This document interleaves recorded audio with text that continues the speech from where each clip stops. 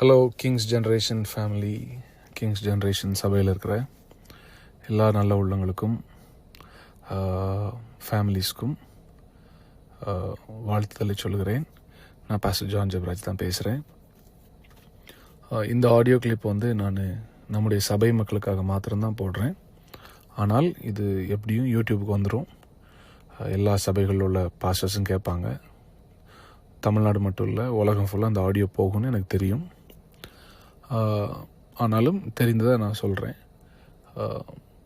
அதுக்கு முன்பதாக இதை கேட்குற எல்லா மற்ற சபை ஆட்களுக்கு, மற்ற ஊழியர்களுக்கு, மற்ற விசுவாசிகளுக்கு, கிங்ஸ் ஜென்ரேஷன் சபை அல்லாத மற்றவர்களுக்கு சொல்கிறேன்.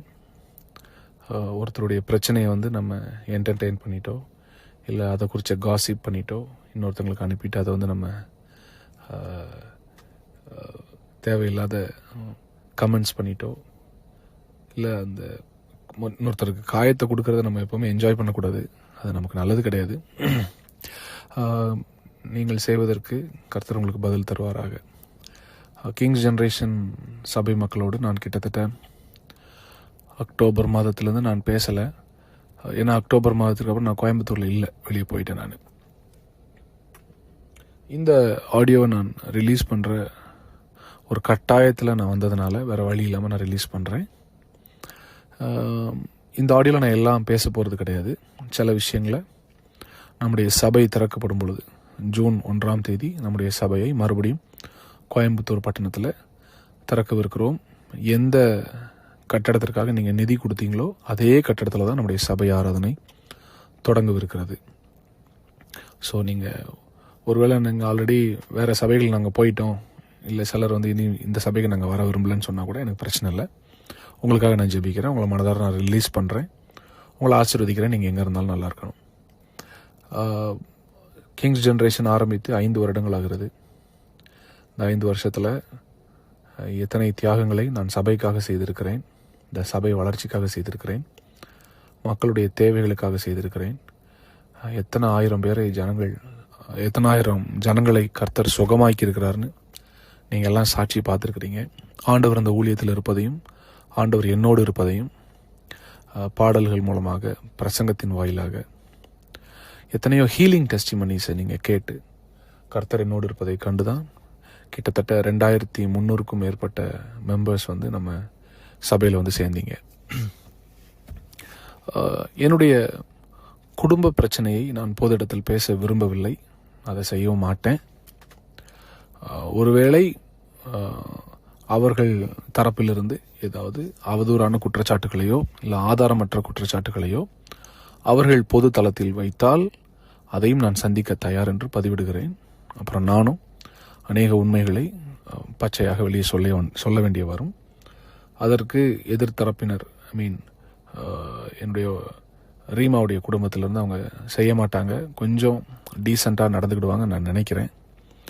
என் குடும்ப பிரச்சனையை நான் கிட்டத்தட்ட அநேக ஆண்டுகள் சந்தித்து வருகிறேன். ஆனால் நானும் அவளும் அதை மேற்கொண்டு ஜெபத்தினாலும் அறிவுரைகளினாலும் மேற்கொண்டு நாங்கள் அதை தொடர்ந்து செய்து கொண்டே வந்தோம்.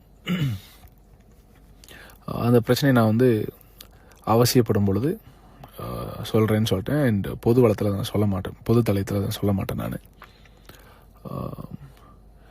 அது கடந்த ஒரு 2 வருடமாக கொஞ்சம் டாக்ஸிக்காக மாறி, அண்ட் குறிப்பாக இந்த ஜூன் மாதத்திற்கு முன்பதாக சில காரியங்கள் நிமித்தமாக எனக்கும் அவளுக்கும் உண்டான சில வாக்குவாதங்கள், சில கான்வர்சேஷன்ஸில் நான் வந்து 2 முறை சொல்லியிருந்தேன். இதற்கப்புறமும் இந்த மாதிரி பிரச்சனை தொடர்ந்து நடந்தால் அது டிவோர்ஸை நோக்கி போக வாய்ப்பு இருக்குது, வேண்டான்னு சொன்னேன்.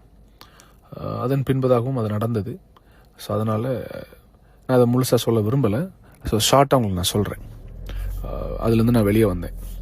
ஜூன் மாதமே நான் என்னுடைய வீட்டிலேருந்து வெளியே வந்து விட்டேன். ஜூன் மாதமே வந்துட்டு அதன் பின்பதாக நான் அவங்கக்கிட்ட சொன்ன காரியம், இது உலகத்திற்கு தெரிய வேண்டாம், நம்ம இதை நமக்குள்ளேயே சுமூகமாக முடித்து விடலாம் என்று ஜூன் முதல் வாரத்திலேயே நான் வீட்டில் பேசிவிட்டு தான் வெளியே வந்தேன். என்னன்னா, நான் என்னுடைய ஊழியத்தில் இந்த சபையை ஆரம்பிக்கும் பொழுது யாருமே என் கூட இல்லை. எனக்கு அசிஸ்டன்ட் பாஸ்டர்னு யாரும் நான் நியமிக்கலை, அசோசியேட் பாஸ்டர் யாரையும் நான் நியமிக்கலை. ஆனால் ஊழியம் வளர கொஞ்ச நாட்கள், ஏன்னா நம்முடைய சபை வந்து ஒய்எம்சியில் தான் ஆரம்பித்தோம், கோயம்புத்தூர் ஒய்எம்சியில். கொஞ்ச நாள் ஆக ஆக சபை வளர்ந்தது. அப்புறம் கொரோனா காலத்தில் எல்லா சபையும் மூடப்பட்டது. அதன் பின்பதாக வேறொரு இடத்துல தொடங்க வேண்டும். ஏன்னா கொரோனா காலத்திலும் நம்முடைய எண்ணிக்கை மெம்பர்ஸ் வந்து ஆன்லைன் மூலமாக அதிகமானாங்க. அவர்கள் எல்லாம் வந்தால் வேற ஒரு இடம் தேவைப்படுமேன்னு சொல்லி தான் நம்ம வந்து வேற ஒரு இடத்த நோக்கி போகிறோம். இந்த காலகட்டத்தில் தான் ஒரு நபர் வந்து எனக்கு அறிமுகமாகிறார். அவர் பெயரை நான் சொல்ல மாட்டேன். பெயரை சொல்வதற்கு பயம் இல்லை, பயத்தினால் அல்ல, நான் தைரியமாக சொல்வேன். சீக்கிரம் ஒரு நாள் வெளியில் அதை சொல்ல போகிறேன் நான். ஆனால் சொல்கிறதுக்கு பதிலாக ஒரு ஹிண்ட் கொடுக்குறேன், எல்லாத்துக்கும் அது யாருன்னு தெரியும். அவரை தான் என் சர்ச்சில் எனக்கு அசோசியேட் அப்படின்னு சொல்லி வச்சுருந்தேன். கிங்ஸ் ஜென்ரேஷன் சபையில் அவர் தான் ட்ரூத் டைம் எடுப்பார். அவருக்கு கிராஸ்கட் ரோடில் அவங்க அப்பாவுக்கு, அவங்க தகப்பனாருக்கு ஒரு இடம் இருக்குது, ஒரு பில்டிங். அந்த பில்டிங்கில் மொட்டை மாடி இருந்துச்சு. அந்த மொட்டை மாடியை அங்கே ஏற்கனவே ஒரு பழைய பில்டிங் சிறிய அளவில் இருந்தது, உபயோகத்தில் இல்லாமல் இருந்தது. அப்போ அவர் சொன்னார், எங்கள் மொட்டை மாடியில் வேணால் நம்ம சபை கட்டிக்கிடலாம், நம்ம அங்கே ஆரம்பிக்கலாம்னு சொன்னார். அப்போ இது விஷயமா நாங்கள் அவங்க வீட்டில் போய் பேசினோம், அவங்க தகப்பனாட்ட பேசினோம். அப்போ அவங்க சொன்னது, ஏற்கனவே இருக்கிற அந்த சின்ன உபயோகத்தில் இல்லாத, யூஸில் இல்லாத ஒரு சின்ன பில்டிங், அந்த மொட்டை மாடியில் ஒரு 2/4 தான் இருந்துச்சு அந்த பில்டிங். அது ஏற்கனவே அந்த இன்டீரியர்லாம் இடிஞ்சு போய் தான் இருந்தது. நீங்கள் அதை இடிச்சிட்டு நீங்கள் உங்களுக்கு தேவையானதை கட்டிக்கோங்க, உங்கள் காசில் கட்டிக்கோங்க. ஆனால் உங்கள் காசில் நீங்கள் எவ்வளோ கட்டுறீங்களோ அதை நான் வந்து அட்வான்ஸ் தொகையாக எடுத்துக்கொள்கிறேன்னு அந்த நபர் வாக்கு கொடுக்குறாரு. அவர் வாக்கு கொடுத்ததுனால, அவருடைய மகனும் என் கூட இருந்ததுனால, அந்த நேரத்தில் கிங்ஸ் ஜென்ரேஷன் சபையில் இணைய விரும்பின சில குடும்பங்கள் இருந்தாங்க.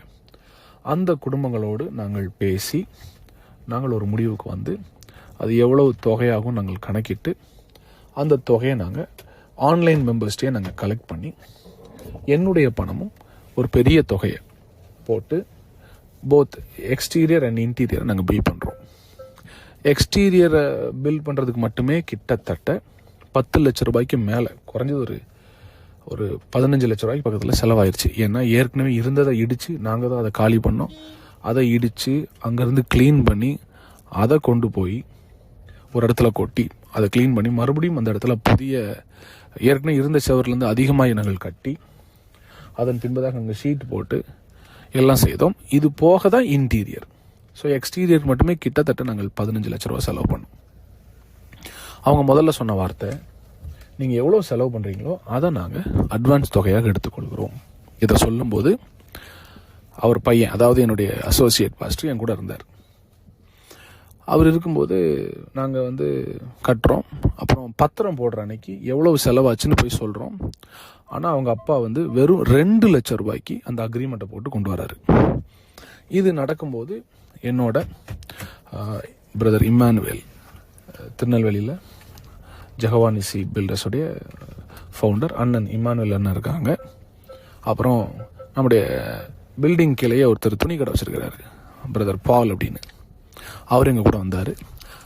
நாங்கள் அவங்க வீட்டில் போய் நாங்கள் அக்ரிமெண்ட் போடுறோம். அக்ரிமெண்ட் போடும்போது அந்த அக்ரிமெண்ட்டில் அவங்க அப்பா வெறும் 2 லட்ச ரூபான்னு எழுதி வர்றாரு, மனசாட்சியே இல்லாமல்.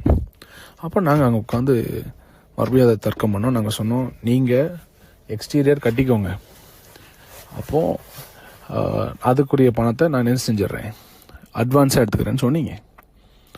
ஆனால் இப்போ கடைசியில் வெறும் 2 லட்ச ரூபா போடுறீங்களா அங்கிள், நான் பேசுகிறோம். அப்போ பேசும்போது அவங்க தாயாரும் கூட நிற்காங்க, அவங்க குடும்பமும் இருக்குது, எங்கள் சார்பாக ஒரு 3 பேர் இருக்கிறோம் நாங்கள். அப்போது அந்த அக்ரிமெண்ட்டை வந்து நாங்கள் அப்புறம் பேசி எவ்வளோன்னு எக்ஸ்பிளைன் பண்ணி ஒரு 10 லட்ச ரூபாய்க்காவது போடுங்க அங்கிள். அப்புறம் 9 லட்சம், 8 லட்சம், 7 லட்சம், 6 லட்சம், 5.5 லட்சம். கடைசியில் நான் சொன்னேன், நீங்கள் ஆண்டோருக்காக நீங்கள் கட்டுறத நீங்கள் ஏன் இவ்வளோ தர்க்கம் பண்ணுறீங்க அங்கிள், நீங்கள் சொன்னதை நாங்கள் செஞ்சோம், 15 லட்ச ரூபா செலவு பண்ணியிருக்கோம், நீங்கள் அட்லீஸ்ட் ஒரு 5 லட்சமாவது போடுங்கன்னு சொன்னதுக்கப்புறம் வெறும் 5 லட்சத்துக்கு அந்த ஒப்பந்தம் எழுதப்பட்டது. அவர் பிரிண்ட் பண்ணி கொண்டு வந்து 2 லட்சம். ஆனால் நான் கையில் அதை மாற்றி திருத்தி எழுதினேன். 5 லட்சம் ரூபாய் செலவு, அதை வந்து நான் வந்து திருத்தி எழுதினேன்.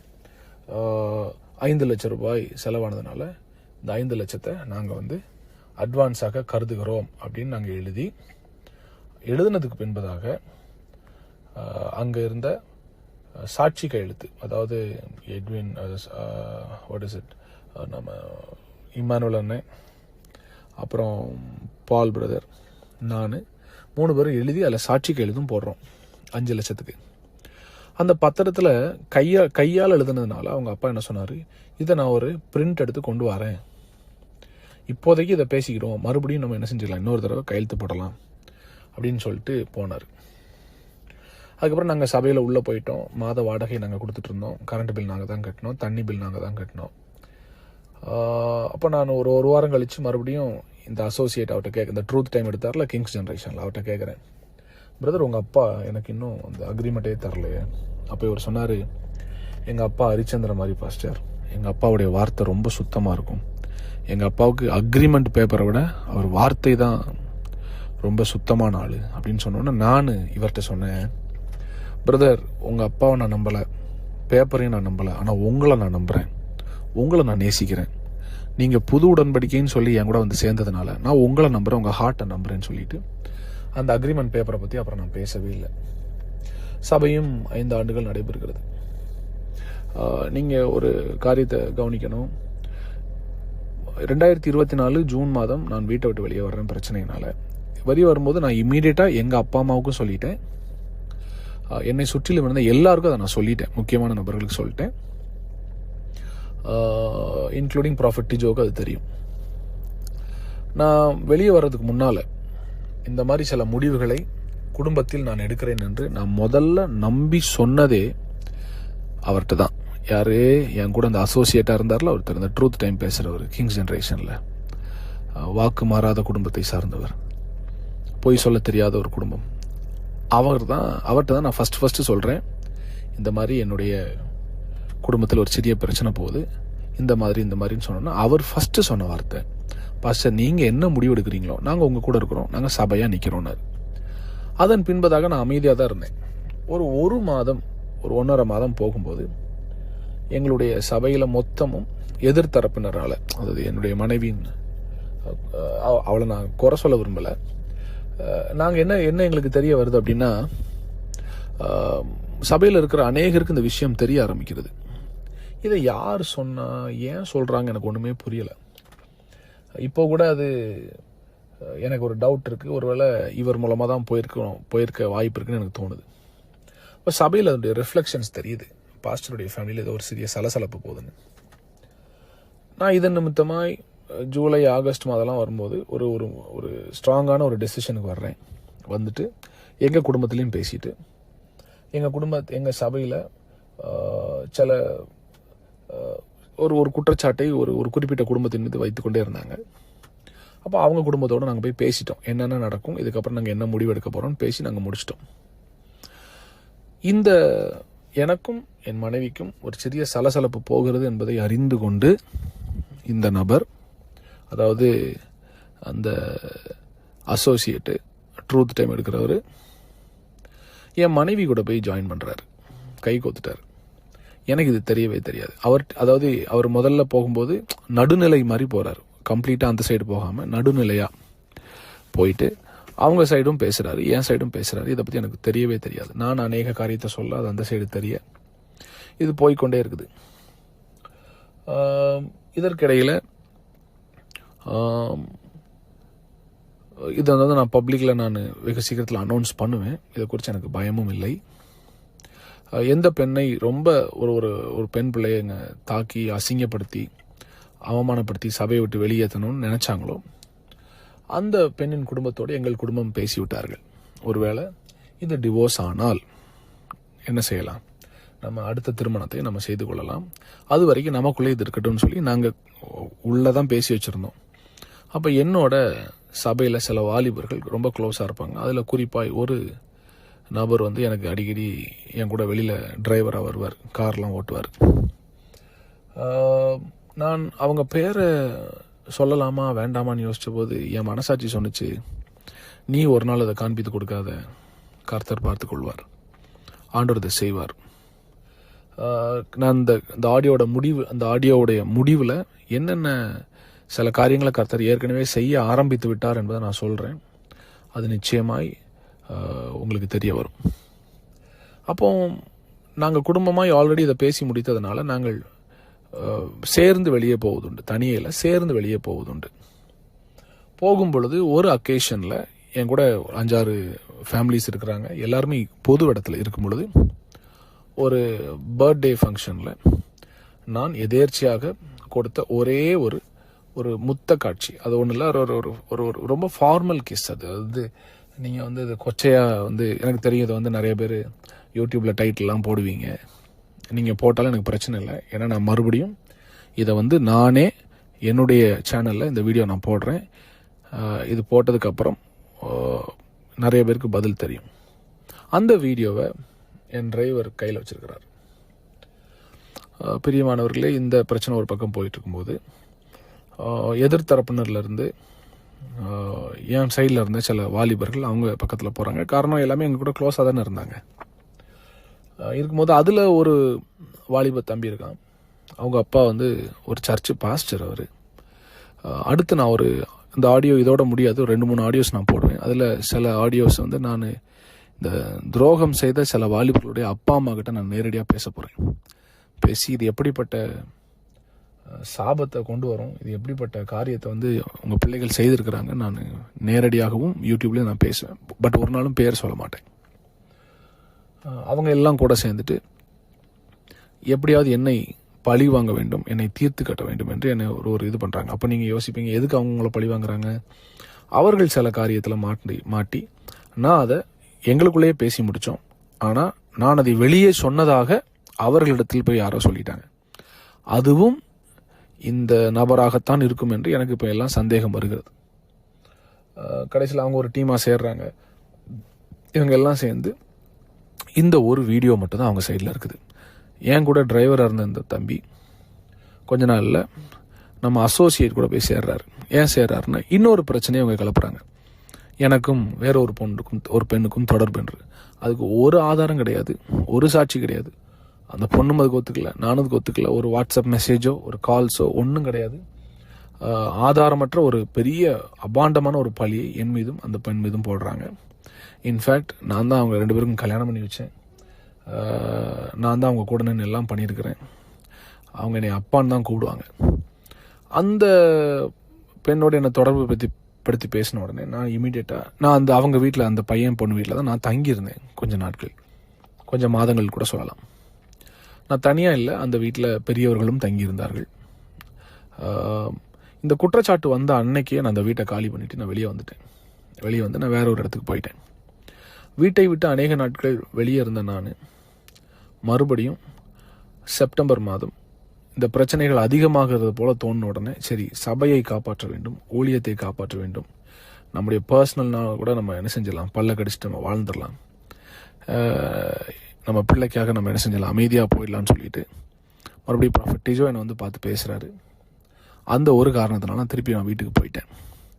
நான் வீட்டுக்கு போனதுக்கப்புறம் தான் தெரியுது பிரச்சனை இன்னும் முடியலை. காரணம், அதற்குள்ளாக இந்த அசோசியேட்டு இந்த பசங்களை கையில் வச்சுட்டு, எதிர்த்தரப்பினர் மற்ற ஆட்களையும் கையில் வச்சுட்டு ஏற்கனவே சபையை அபகரிக்க திட்டமிட்டதால் நான் வீட்டுக்கு திரும்பி போனதுக்கு பின்பதாகவும் அவர்கள் என்னை நிம்மதியாக வாழ விடவில்லை. ஏன்னா நான் டெஸ்ட் பண்ணுறேன் வீட்டில். எடுத்த உடனே நான் உள்ளே போயிட்டு எல்லாத்தையும் செய்யலை. எனக்கு ஐ நீட் சம் டைம். நான் சொன்னேன், எனக்கு கொஞ்சம் டைம் வேணும், எனக்கு ஒரு மாதமாவது எனக்கு டைம் வேணும். ஏன்னா நிறைய பாதிப்புகளை இந்த 3-4 மாதங்களில் சபைக்குள்ளே நீங்கள் கொண்டு வந்துட்டீங்க. அவதூறாக பேசி அநேகருக்கு கெட்ட பேர், எனக்கும் கெட்ட பேர் கொண்டு வந்துட்டீங்க, நிறைய பேருக்கு கெட்ட பேர் கொண்டு வந்துட்டீங்க. அப்போ என் தரப்பில் எனக்காக நின்று என்னுடைய சபை மக்களுக்கும் நிறைய கெட்ட பேர் கொண்டு வந்துட்டீங்க, அவங்களையும் அசிங்கமாக பேசிட்டீங்க.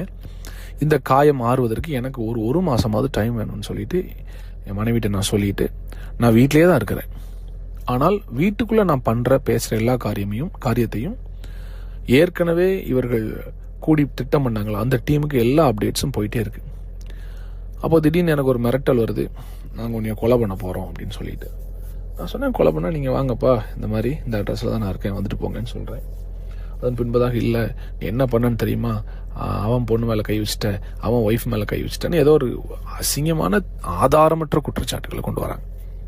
கொண்டு வரும்போது தான் நான் அதை கொஞ்சம் தீவிரப்படுத்தி, சரி கொஞ்ச நாள் நம்ம சபை ஊழியத்திலிருந்து ரெஸ்ட் எடுத்துட்டு இந்த சபையை எனக்கு அசோசியேட்டாக இருக்கிற அதே நபர் அவர் தான் கெட்டவரும் தெரியாமல் அவர்கிட்டே கொடுத்துட்டு கொஞ்சம் வெளியே போயிட்டு ஒரு 1 year கேப் எடுத்துட்டு ஒரு ப்ரேயர் பண்ணிவிட்டு சரி நம்ம எல்லா விஷயத்தையும் செட் பண்ணிவிட்டு திருப்பி வரலான்னு சொல்கிறேன். ஆனால் இவர்கள் சொல்கிற எந்த குற்றச்சாட்டுக்கும் ஆதாரமே கிடையாது. சொல்லப்போனால் அந்த ஒரு பையனை ஒரு பையனை வச்சு என்னை மிரட்டினார்ல அந்த அசோசியேட்டு, கொலை பண்ணிடுவேன் அப்படி பண்ணிடுவேன். அந்த பையன் பாவம், ஆக்சுவலாக அவன் பாவம். அவனுக்கு என்னை ரொம்ப நேசித்த பையன். அவனை எப்படியோ இவங்க எல்லாம் சேர்ந்து ஒரு குரூப்பாக சேர்ந்து அவனை பிரெயின் வாஷ் பண்ணி அவனை கைக்குள்ளே போட்டுட்டு இதெல்லாம் பண்ண ஆரம்பிச்சிட்டாங்க. இப்போது அக்டோபர் மாதம் 22ஆம் தேதி என்னுடைய பர்த்டேக்கு ஒரு நாளைக்கு முன்னால் இந்த குரூப், அதாவது இவங்க சாதாரண குரூப் கிடையாது, பெரிய சைக்கோ குரூப். இவங்க ஒரு மனிதனை எப்படி அவன் மனநலத்தை பாதிக்க வச்சு அவனை அணுவாக கொன்று அவனை மென்டலி அவனை மன அளவிலும் அவனை கொன்று அவன் உணர்ச்சிகளையும் கொன்று கிட்டத்தட்ட தற்கொலைக்கு நேராக அவனை வழிநடத்துகிற அளவுக்கு கெப்பாசிட்டி உள்ள ஆட்கள் இவங்க. இது சாதாரண கேங் கிடையாது. இந்த ஆடியோவை கேட்குற உலகத்தில் இருக்கிற எல்லா ஊழியர்களுக்கும் நான் சொல்கிறேன், எல்லா விசுவாசிகளுக்கும் சொல்கிறேன், தேவராஜ்யத்தில் சபையில் இப்படிப்பட்ட துரோகிகள் இனி தலையெடுக்கவே கூடாது. அதனால தான் நான் ஓப்பனாக பேச ஆரம்பிச்சிட்டேன்.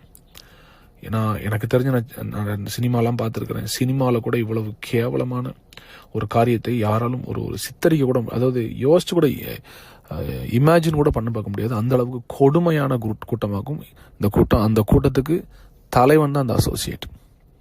இவர்கள் என்னை மிரட்டுகிறார்கள். அப்போ மிரட்டி நாங்கள் வீடியோவை வெளிவிட போகிறோம். நான் சொன்னேன், என்ன வீடியோ? நீங்கள் ஒரு பொண்ணு கூட தப்பு பண்ண வீடியோ வெளியிட போகிறோம். நான் சொன்னேன், அப்படி நடக்கவே இல்லை, நீங்கள் விட்டுக்கோங்கன்னு சொல்கிறேன். ஆக்சுவலாக நான் வேற ஒரு பொண்ணோடு தொடர்பில் இருக்கிறேன், பெட்ரூமில் வீடியோ இருக்குங்களான்னு சொல்லி என்னை ஏமாற்றி என்னை மிரட்டுறாங்க. அப்போ நான் சொன்னேன், நீங்கள் தாராளமாக விட்டுக்கோங்க, அப்படி ஒரு விஷயம் நடக்கவே இல்லைன்னு நான் உறுதியாக சொல்கிறேன். ஏன்னா என் கூட இருந்த டிரைவரு, நம்ம ஏற்கனவே எங்கள் குடும்பமாய் பேசியிருக்கோம்ல, அந்த குடும்பம், இந்த ஃபேமிலி, அந்த பொண்ணுக்கு அவங்க அந்த பர்த்டே அன்னைக்கு நம்ம முத்தம் கொடுத்ததை அந்த வீடியோ மட்டும் தான் இவன் கையில் இருக்குது. இவன் போய் அவங்க கூட சேர்ந்துட்டான்னு எனக்கு தெரியவே இல்லை. ஆனால் அவங்க வேற சில குற்றச்சாட்டுகள்லாம் சொல்லும்போது நான் சொன்னால், தைரியமாக நீங்கள் என்ன செய்யுங்க, வீடியோவை ரிலீஸ் பண்ணுங்கள். அப்படி ஒன்று நடக்கவே இல்லை, நான் சந்திக்க தயார்னு சொல்லிட்டேன். அதுக்கப்புறம் 21ஆம் தேதி நைட்டு 11 மணிக்கு எனக்கு இந்த சம்மந்தப்பட்ட இந்த பெண்ணுடைய குடும்பத்திற்கு, எங்கள் அப்பா அம்மாவுக்கு, என் தம்பிக்கு, இந்த பொண்ணுடைய அப்பா அம்மாவுக்கு, அப்போ என்னோடு இருக்கிற எனக்கு துணைன்னு இருக்கிற சில ஊழியக்காரர்களுக்கு என்ன செய்கிறாங்கன்னா, இந்த பர்த்டே ஃபங்க்ஷனில் நான் கொடுத்த அந்த முத்தம் கொடுத்த அந்த வீடியோவை மட்டும் அனுப்புகிறாங்க. அது ரொம்ப கவர்ச்சியான ஆபாசமான வீடியோலாம் கிடையாது, ரொம்ப சாதாரணமாக ஒரு வீடியோ, முத்தம் கொடுக்குற ஒரு வீடியோ. ஆனால் அந்த டைமில் நான் இந்த நியூஸை உலகத்துக்கு சொல்லாததுனால திடீர்னு ஒருத்தன் வெளியில் இந்த மாதிரி பாஸ்டர் ஒரு பொண்ணோட இருக்கிறான்னு சொன்னால் எல்லாரும் என்னை தப்பாக நினைப்பாங்கன்னு சொல்லிட்டு தான் நான் அதுக்கு பயந்து போய் நீங்கள் அதை ரிலீஸ் பண்ணாதீங்கடான்னு சொன்னேன். அதை வச்சு என்னை மிரட்டி அதுக்கு பின்பதாக என்ன செய்கிறாங்கன்னா, 21ஆம் தேதி என் பர்த்டே அன்னைக்கு நைட் 21ஆம் தேதி இந்த வீடியோவை எல்லாருக்கும் அனுப்புகிறாங்க. இது எல்லாருக்கும் தெரியும், என் மனைவி உள்பட. 21ஆம் தேதி நைட்டு 11:45 என்னை ஃபோன் பண்ணி சொல்கிறா, நீ உயிரோடு இருக்காது, நீ செத்துரு. இந்த வார்த்தையெல்லாம் கேட்கும்போது எனக்கு ரொம்ப கஷ்டமாக இருந்தது. ஒரு பக்கம் ஊழியம் போயிட்டுருக்குது, ஒரு பக்கம் நான் பாடல் எழுதிட்டுருக்கிறேன், அது பண்ணுறேன், நிறையா சேலஞ்சஸை நான் ஃபேஸ் பண்ணிட்டு இருக்கிறேன். அப்போது இவங்களும் ஒரு பெரிய டீமாக சேர்ந்துட்டு என்னை பழி வாங்க நினைக்கும் போது நான் கிட்டத்தட்ட செத்த பணமாகத்தான் தெரிந்தேன். எனக்கு ஒரே ஆறுதல் தேவ பிரசன்னம் மட்டும்தான். நான் ஆண்டவர்கிட்ட போய் அழுவேன், ஆண்டவரே நான் இது தப்பாக செஞ்சேன், இது ரைட்டாக செஞ்சேன், என்ன இருந்தாலும் நீங்கள் என்னை பார்த்துக்கோங்க, நான் ஒரு நாளும் மனிதர்கள் என்னை பழி வாங்கவோ இதை பயன்படுத்தி என்னை அழிக்க நினைத்தால் அதுக்கு நீங்கள் ஒரு நாள் நீங்கள் சம்மதிக்க மாட்டீங்கன்னு தெரியும் ஆண்டவரே, நான் ஆண்டவர்கிட்ட சொல்கிறேன். 21ஆம் தேதி நைட்டு என் பர்த்டே கெடுப்பதற்காகவே கரெக்டாக இவங்க என்ன பண்ணுறாங்கன்னா ஒரு வீடியோ ரிலீஸ் பண்ணுறாங்க. இந்த வீடியோவை முக்கியமான ஆட்களுக்கும் எனக்கும் அதை ஃபார்வர்ட் பண்ணுறாங்க. நீங்கள் நல்லா கவனிங்க. அதன் பின்பதாக 22ஆம் தேதி என் பர்த்டே நான் ஒழுங்காக கொண்டாடலை, நிம்மதியாக நான் இல்லை. ஆக்சுவலாக கொஞ்சம் கஷ்டமாக தான் இருந்துச்சு எனக்கு இப்போ கூட அதை நினச்சி அழுக வருது. பட் பரவாயில்ல. 27ஆம் தேதி சண்டே 27ஆம் தேதி சண்டே. ஸோ என்னுடைய பர்த்டேக்கு ஒரு வாரத்துக்கு முன்பதாகவே என் சபையிலிருந்து குறிப்பாக இந்த அசோசியேட்டும் அவருடைய மனைவியும் எங்கள் சபை குரூப்பில், வாட்ஸ்அப் குரூப்பில் ஒரு மெசேஜ் போடுறாங்க. எங்களுக்கும் இந்த சபைக்கும் இனி சம்பந்தம் இல்லை அப்படின்னு ஒரு மெசேஜ் போடுறாங்க. இதை பார்த்துட்டு நான் மனவேதனைப்பட்டு அவருக்கு கூப்பிட்டோன்னே அவர் சொன்னார், இல்லை நாங்கள் ஆல்ரெடி முடிவு எடுத்துட்டோம். நான் சொன்னேன், எதற்காக நீங்கள் முடிவு எடுக்கிறீங்க? நீங்கள் இதில் வெளியே போகிறதுக்கு என்ன சம்மந்தம்? இல்லை ஜனங்கள் எங்ககிட்ட கேள்வி கேட்குறாங்க. நான் சொன்னேன், யார் கேள்வி கேட்டாலும் பாஸ்டர்ட்ட பேச சொல்லுங்கள், என்கிட்ட பேச சொல்லுங்கன்னு சொன்னேன். ஆனால் இவர் தான் தலைவன் எனக்கு தெரியாமல் நான் அவர் சொன்னதை நம்பிட்டு சொன்னேன், சரி பிரதர், ஒருவேளை நீங்கள் இந்த ஊழியத்தை விட்டு வெளியே போகிறீங்கன்னா பார்த்து போய்க்கோங்க, பட் நான் உயிரோடு இருக்கிற வரைக்கும் ஊழியம் பண்ணுவேன், நான் ஊழியத்தை செஞ்சுக்கிறேன், நான் பார்த்துக்கிறேன்னு சொல்லிட்டு விட்டுட்டேன். 2 வாரத்துக்கு முன்பதாகவே இந்த சபையின் ஊழியத்திலிருந்து விடுபடுகிறேன் என்று சொன்ன இந்த நபர் அந்த பசங்கள் கூட தான் கான்டாக்டில் இருந்தார். இன்ஃபேக்ட் அந்த ஒரு தம்பி என்னை ஒரு நாள் நைட் ஃபோன் பண்ணி உன்னை கொலை பண்ணிடுவேன், அதை பண்ணிடுவேன்னு சொல்லும்போது அதுக்கு கான்ஃபரன்ஸ் கால் போட்டு தந்ததே இவர் தான். அப்போ இவரோடு தான் அவங்க எல்லாமே கனெக்ஷனில் இருக்கிறாங்க. ஒரு பெரிய நாடகம் என்னை சுற்றி அரங்கேறி கொண்டு இருக்கிறது. எனக்கு இதை கிரகிக்க முடியல. என்னென்னா என் கூட இருந்த பசங்களை இவன் எனக்கு விரோதமாக திருப்பி விட்டுட்டானேன்ற ஒரு ஆதங்கத்தில் என்னால் சாப்பிட முடியல, என்னால் ஒன்றுமே செய்ய முடியல. ரெண்டாவது ஒரு பதட்டம் இருந்தது. இதை கேட்குற எல்லா ஊழியர்களுக்கும் இந்த பதட்டம் வந்திருக்கணும். அதாவது உங்களுக்கு இப்படி ஒரு சம்பவம் நடந்தால், உங்களுக்கு வாழ்க்கையில் இந்த மாதிரி ஒரு காரியம் நடந்துச்சுன்னா, இப்படி ஒரு குரூப் உங்கள் சர்ச்சில் உங்கள் வீடியோ ரிலீஸ் பண்ண போகிறோன்னு சொன்னால் உங்கள் மனநிலைமை எப்படி இருக்குன்னு யோசிச்சு பாருங்கள். இல்லை உங்கள் பிள்ளைகளுக்கு இப்படி நடந்திருந்தால் அது எப்படி இருக்குன்னு யோசிச்சு பாருங்கள். நான் ரொம்ப வேதனைப்பட்டு என்னால் சாப்பிட முடியல, தூங்க முடியல. ஒரு பக்கம் குடும்பத்தில் போகும் இந்த பிரச்சனை, ரெண்டாவது சபையில் போகும் இந்த பிரச்சனை. ஆனாலும் சபை ஒரு பக்கம் வளர்ந்துட்டே இருக்கு. வாரம் ஹீலிங் டெஸ்டிமனிஸ் நடக்குது. கர்த்தர் என்னை கைவிடவே இல்லை, கர்த்தர் என் கூட இருக்கிறார். சபையிலிருந்து விடுபடுகிறேன் என்று சொன்ன இந்த நபர் கரெக்டாக பிரச்சனை நடந்த அன்று நான் 26ஆம் தேதி வீட்டில இருந்து கிளம்பி மதுரைக்கு போகிறேன். என் ஒய்ஃப்ட்ட சொல்கிறேன், நாளைக்கு நான் ஒரு கெஸ்ட் ஸ்பீக்கர் அரேஞ்ச் பண்ணிட்டேன், அவர் வருவார், எனக்கு கொஞ்சம் டைம் வேணும், ஒரு 2 மாதம் டைம் வேணும். நான் அவர் கையில் கெஸ்ட் ஸ்பீக்கராக வந்தது என் தம்பி பாஸ்டர் ஜெனில்குமார். அவர் கையில் கொடுத்துட்டு, நீங்கள் சர்ச் நடத்துங்க தம்பி, நீங்கள் நடத்துங்க, எனக்கு ஒரு 6 மாதம் டைம் தாங்க, நீங்கள் நடத்துங்க, நான் திருப்பி வரேன்னு சொல்லிட்டு நான் போகிறேன். ஆனால் 26ஆம் தேதி நான் கிளம்பும்போது எனக்கு ஒரு ஹிண்ட்டும் இல்லை அடுத்த நாள் இவங்க சபைக்கு வர போகிறாங்க. 26ஆம் தேதி நான் ஊருக்கு கிளம்பி போனதுக்கப்புறம் நான் இல்லாததை தெரிந்து கொண்டு, அது எப்படி தெரிஞ்சாங்கன்னு, நான் ஊருக்கு போனதை ஒரு நபர்கிட்ட வீட்டில் மட்டும் தான் சொல்லிட்டு போனேன். ஆனால் இவங்க எல்லாத்துக்கும் நான் இல்லாதது எப்படி தெரியும்னு தெரில. உங்கள் எல்லாத்துக்கும் இப்போ புரிஞ்சிருக்கும், இவங்க எல்லாரும் ஒரே டீமாக செயல்பட்டுருக்காங்கன்னு. இவங்க ஒரே டீமாக செயல்பட்டு 27ஆம் தேதி நான் மதுரையில் காலையில் 7 மணிக்கு எந்திரிக்கும்போது எனக்கு ஃபஸ்ட்டு ஃபோன் கால் என் ஒய்ஃப் தான் கூப்பிட்றா. அந்த மாதிரி அந்த பசங்க சர்ச்சில் பிரச்சனை பண்ணுறாங்க. நான் சொன்னேன், எந்த பசங்க வர்றாங்க? இல்லை, அந்த குறிப்பிட்ட ஒரு 3 பசங்களுடைய பேர் சொல்லி அவங்க வந்திருக்காங்க. என்ன பிரச்சனை பண்ணுறாங்க? ஏதோ ஒரு வீடியோ வச்சுருக்காங்க. என்ன வீடியோ வச்சுருக்குறாங்க? அவங்க சொன்னதும் அவங்க கொண்டு வந்ததும் வேற. ரெண்டாவது, இதுக்கு அந்த சபை நிறுத்த இவங்க பிளான் பண்ணும்போது இதற்கு முதல்ல ஹெட்டாக நின்று பிளான் பண்ணதே என்னுடைய அசோசியேட் தான், அந்த ட்ரூத் டைம் எடுக்கிறவர் தான். அவரும் அன்றைக்கி அந்த சர்ச்சுக்கு வந்திருக்கிறார். அப்போ எனக்கு முதல் கேள்வி மனசில் எழும்புச்சு, 2 வாரத்துக்கு முன்னால் இந்த சபைக்கும் எனக்கும் பிரச்சனை இல்லைன்னு சொன்ன நபர் எதற்காக நிற்கிறார்? அடுத்து அவர் எனக்கு லேட்டராக சொன்னது, பாஸ்டர் அவங்க பிரச்சனை பண்ண வந்தாங்க, உங்களை அட்டாக் பண்ண வந்தாங்க, உங்களுக்கு எதுவும் ஆயிடக்கூடாதுன்னு தான் நாங்கள் கூட வந்தோம். என்னுடைய ஒரே கேள்வி, அப்போ நீ முதல்ல எனக்கு தானே ஃபோன் பண்ணி சொல்லியிருக்கணும் இந்த மாதிரி பசங்க வராங்கன்னு, ஏன் ஃபோன் பண்ணி சொல்லலை? கேட்டால் நீங்கள் என் ஃபோன் நம்பரை பிளாக் பண்ணிட்டீங்க. இவர் எப்போ சர்ச்சுக்கு வரமாட்டேன், இந்த சர்ச்சை விட்டு வெளியே போகிறேன்னு சொன்னாரோ அவர் மேலே வருத்தத்தில் நான் பிளாக் பண்ணேன். ஆனால் அவருடைய மனைவியின் ஃபோனை நான் பிளாக் பண்ணல. ரெண்டாவது, அவர் ஃபோன்லேருந்து மட்டும் இல்லை, அவர் என்னை காண்டாக்ட் பண்ண நினச்சிருந்தா எந்த ஃபோன்லேருந்து என்னை காண்டாக்ட் பண்ணியிருக்கலாம், அட்லீஸ்ட் ஒரு மெசேஜாவது அனுப்பியிருக்கலாம் எனக்கு அவர். ஆனால் அவர் செய்யவே இல்லை. என்னையை காப்பாற்றுவதை போல ஒரு நாடகம் ஆடிட்டு இந்த பசங்களை தூண்டி விட்டதே இந்த நபர் தான்.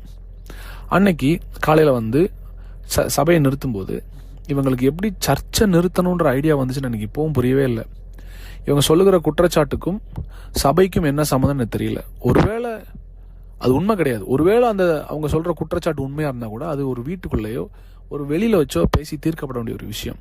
அதை கொண்டு இவ்வளவு வேகமாய் வளர்கிற ஒரு 2500 பேர் உள்ள சபையை ஞாயிற்றுக்கிழமை ஆராதனை நடக்கும்போது நிறுத்தினாங்கன்னா அப்போ எந்த அளவுக்கு இவர்களுக்கு தேவ பிரசனத்தின் மேலும் வார்த்தையின் மேலும் ஒரு நாட்டமோ ஒரு மரியாதையோ இருக்கு, எனக்கு ஒன்றுமே புரியல. அதுவும் குறிப்பாக இந்த நபர் இந்த ட்ரூத் டைம் எடுக்காரு பாருங்க, அன்பை மாத்திரம் தான் பேசுவார், கர்த்தர் நல்லவர்னு பேசுகிறார். ஒரு வேதாகம கல்லூரி கூட நடத்திட்டு இருக்காரு அவர். அது கூட நான் அவருக்கு கிராஜுவேஷன் கூட சப்போர்ட் பண்ணேன். இவருக்கு எப்படி ஒரு சபை ஆராதனையை நிறுத்துவதற்கு மனசு வந்துச்சுன்னே தெரில. எனக்கு இப்போ நினைச்சாலும் அது கண்ணீர் வருது எனக்கு. இவர் வந்து நின்று அந்த பசங்களை ஏவி விட்டு சபையை நிறுத்துறாரு. இவர் சொன்னார், என்னை காப்பாற்ற வந்தேன்னு. ஆனால் அன்னைக்கு அந்த பிரச்சனை நடக்கும்போது என்னுடைய இன்னொரு அசோசியேட் பாஸ்டர் டேவிட் ரமேஷ், என்னுடைய இன்னொரு அசோசியேட் பாஸ்டர் மனோகர் தாஸ், என்னுடைய இன்னொரு அசோசியேட் பாஸ்டர் சாம், இவங்க 3 பேர் அங்கே இருக்கிறாங்க. இது போக என்னுடைய விசுவாசிகள் எல்லாரும் இருக்கிறாங்க. குறிப்பாக என்னுடைய சில முக்கியமான மூப்பர்களும், பிரதர் ராஜ்குமார், இந்த மாதிரி சில முக்கியமான மூப்பர்களும் அங்கே இருக்கிறாங்க. பிரதர் விக்டர் எல்லாம் இருக்கிறாங்க. இவங்க எல்லாரும் இந்த பசங்களை நிறுத்தி, தம்பி இது சபை, நீங்கள் சொல்கிற குற்றச்சாட்டு தனிப்பட்ட குற்றச்சாட்டு, நீங்கள் அங்கே தான் அதை பேசணும். சபையை நிறுத்த யாருக்கும் உரிமை இல்லைன்னு சொல்லி இந்த பசங்களை சொல்லி மேடையிலேருந்து இறக்கி கீழே கொண்டு வந்துட்டாங்க. அந்த பசங்களும் வர்றாங்க. வந்த பசங்களை மறுபடியும் கையை பிடிச்சி முன்னால் போய் நின்று பேசுன்னு சொன்னதே இந்த அசோசியேட் தான். யார்? இந்த ட்ரூத் டைம் எடுக்கிறவர் தான். இது நான் அல்ல, அங்கே இருந்த எல்லா விசுவாசிகளும் சொன்னது, எல்லா பாஸ்டர்ஸும் சொன்னது. என்கிட்ட ஃபோன் பண்ணி அழுதாங்க, பாஸ்டர் நாங்கள் இந்த பசங்க தான் பிரச்சனை பண்ணுறாங்கன்னு நினைக்கிறோம், அப்புறம் தான் தெரியுது இவர் தான் பாஸ்டர் அந்த பசங்களே கூட்டிகிட்டு வந்திருக்கிறாரு, இவர் தான் அந்த பசங்களை மறுபடியும் மேடையில் ஏற சொல்கிறாரு. அந்த பசங்க கீழ்ப்படிஞ்சு சபை ஆராதனையை தொடக்கூடாதுன்னு வெளியே போகிறாங்க பாஸ்டர். ஆனால் இவர் கேட்க மாட்டேக்காரு. இவர் கையை பிடிச்சி மறுபடியும் மேடையை கூட்டு போகிறாரு. இவர் கையை பிடிச்சி பேசுங்கடான்னு சொல்கிறாரு. அடுத்தது நான் சொன்னேன்ல, அந்த பர்த்டே பார்ட்டியில் கிஸ் பண்ண வீடியோ, அந்த வீடியோவை ஃபோனில் எல்லாருக்கும் காண்பித்ததே இவர் தான். யார்? அசோசியேட் தான். இந்த ட்ரூத் டைம் நடத்துகிறவர் தான். அந்த அவர் ஃபோனில், வேற ஒருத்தன் ஃபோனில் இல்லை, அவர் ஃபோனில் எல்லாருக்கும் ப்ளே பண்ணி காமிச்சிருக்கிறாரு. இதுக்கு அங்கே இருக்கிற விசுவாசிகள் சாட்சி, அங்கே இருக்கிற விசுவாசிகள் சாட்சி. இவரே ஃபோனில் அந்த வீடியோ எல்லாத்தையும் காமிச்சு பாருங்க, நம்ம பாஸ்டர் என்ன பண்ணுறாரு பாருங்க. அது ஒரு பெரிய ஆபாசமான வீடியோவும் கிடையாது. அதை காண்பிச்சுட்டு இவங்க சொன்ன அடுத்த குற்றச்சாட்டு என்னன்னா, அது போதுமான ஆதாரம் அது கிடையாததுனால அதை வைத்து ஒரு பெரிய சபையை நிறுத்துவதற்கான ஒரு போதுமான அது ஆதாரமாய் தோன்றாததுனால இவங்க வேற ஒரு பல குற்றச்சாட்டுகளை சேர்ந்து வைக்கிறாங்க. அதில் அவங்க சொன்னது என்னன்னா, இது மட்டும் இல்லை, இதை போல நிறைய வீடியோஸ் நாங்கள் வச்சிருக்கிறோம், இது போல நாங்கள் நிறைய வீடியோஸ் வச்சிருக்கிறோம், அவர் நிறைய பெண்களோட தப்பு பண்ணியிருக்கிறாரு. நான் அந்த அசோசியேட்டை ஒரு காரியத்தை இந்த ஆடியோ மூலமாக சொல்கிறேன். உன்னை நம்பினதுக்கு, உன்னை என் கூட வச்சதுக்கு நீ பண்ண துரோகம் இருக்கு பாரு, உன்னை கடவுள் பார்த்துக்கிடுவார். இதற்கான பதிலை உன் தலைமுறைகள் பார்க்கும். நீங்கள் நடித்த நாடகம், என்கிட்ட நல்லவ மாதிரி நடிச்சுட்டு பசங்களை ஏவி விட்டு நீங்கள் நடித்த நாடகம் வெளியே வராதுன்னு நினச்சி தான் நீங்கள் இவ்வளவும் பண்ணீங்கன்னு தெரியும்.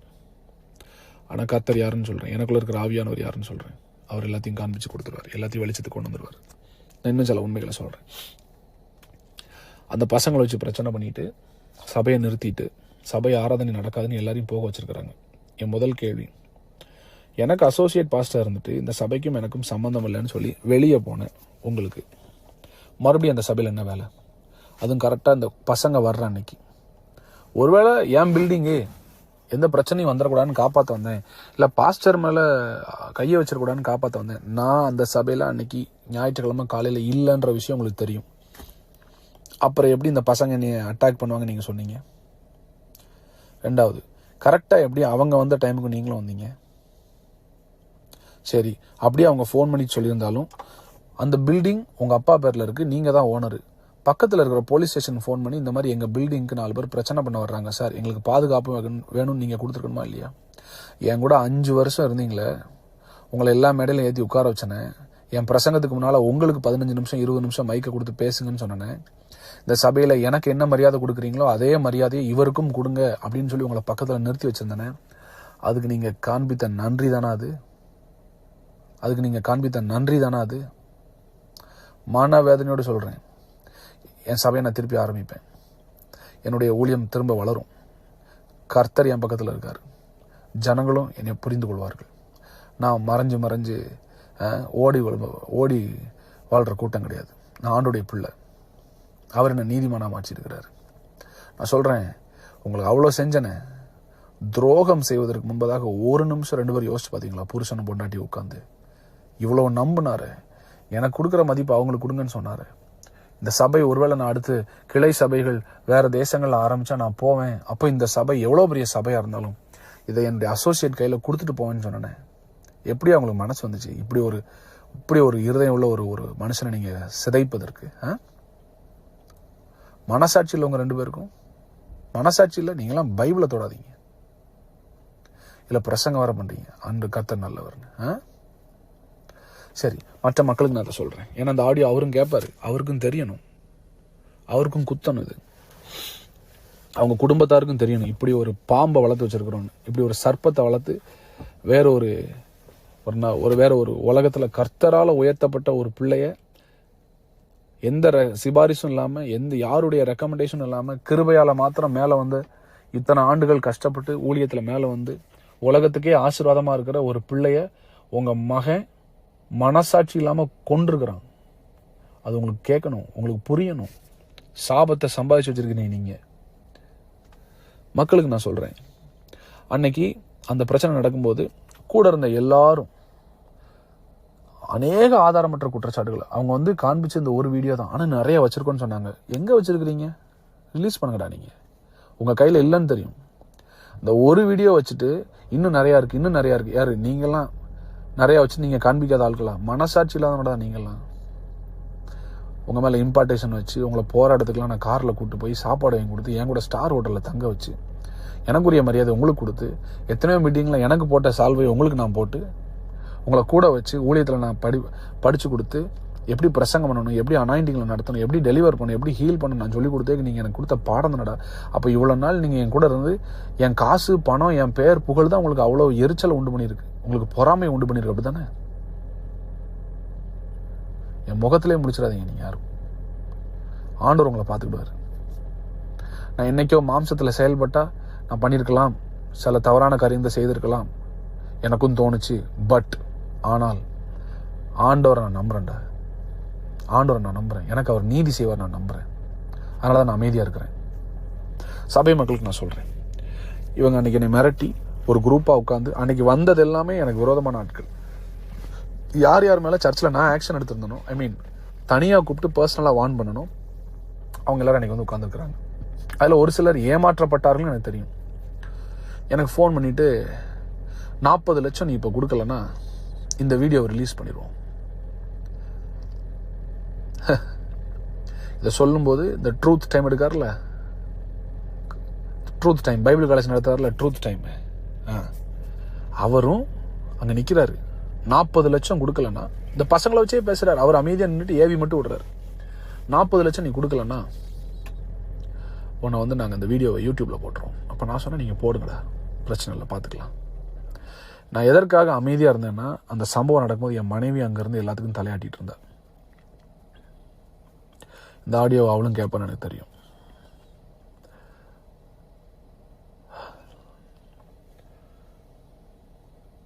ரீமா, இவங்க எல்லாம் உனக்கு உதவி செய்யலை, வாழ்க்கையை கொண்டிருக்காங்க, உன் ஃப்யூச்சர் அழிச்சிருக்காங்க மட்டும் புரிஞ்சுக்கோ. நீ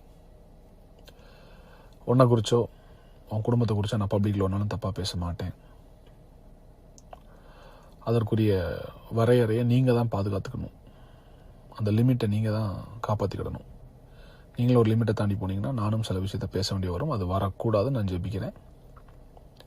இனிமேலாவது புரிஞ்சுக்கோ. நமக்கு 2 பேரும் நடக்கிற மிஸ் அண்டர்ஸ்டாண்டிங்கில் உள்ளே வந்து எவனோ ஒருத்தன் எவ்வளோ பெரிய கேம் விளாண்டு அசிங்கத்தை உண்டு பண்ணி உன்னையும் நடத்தல நிறுத்தியிருக்கான், என்னையும் அவன் துரத்தி சாவுக்கு நேரம் ஓட வச்சிருக்கிறான்.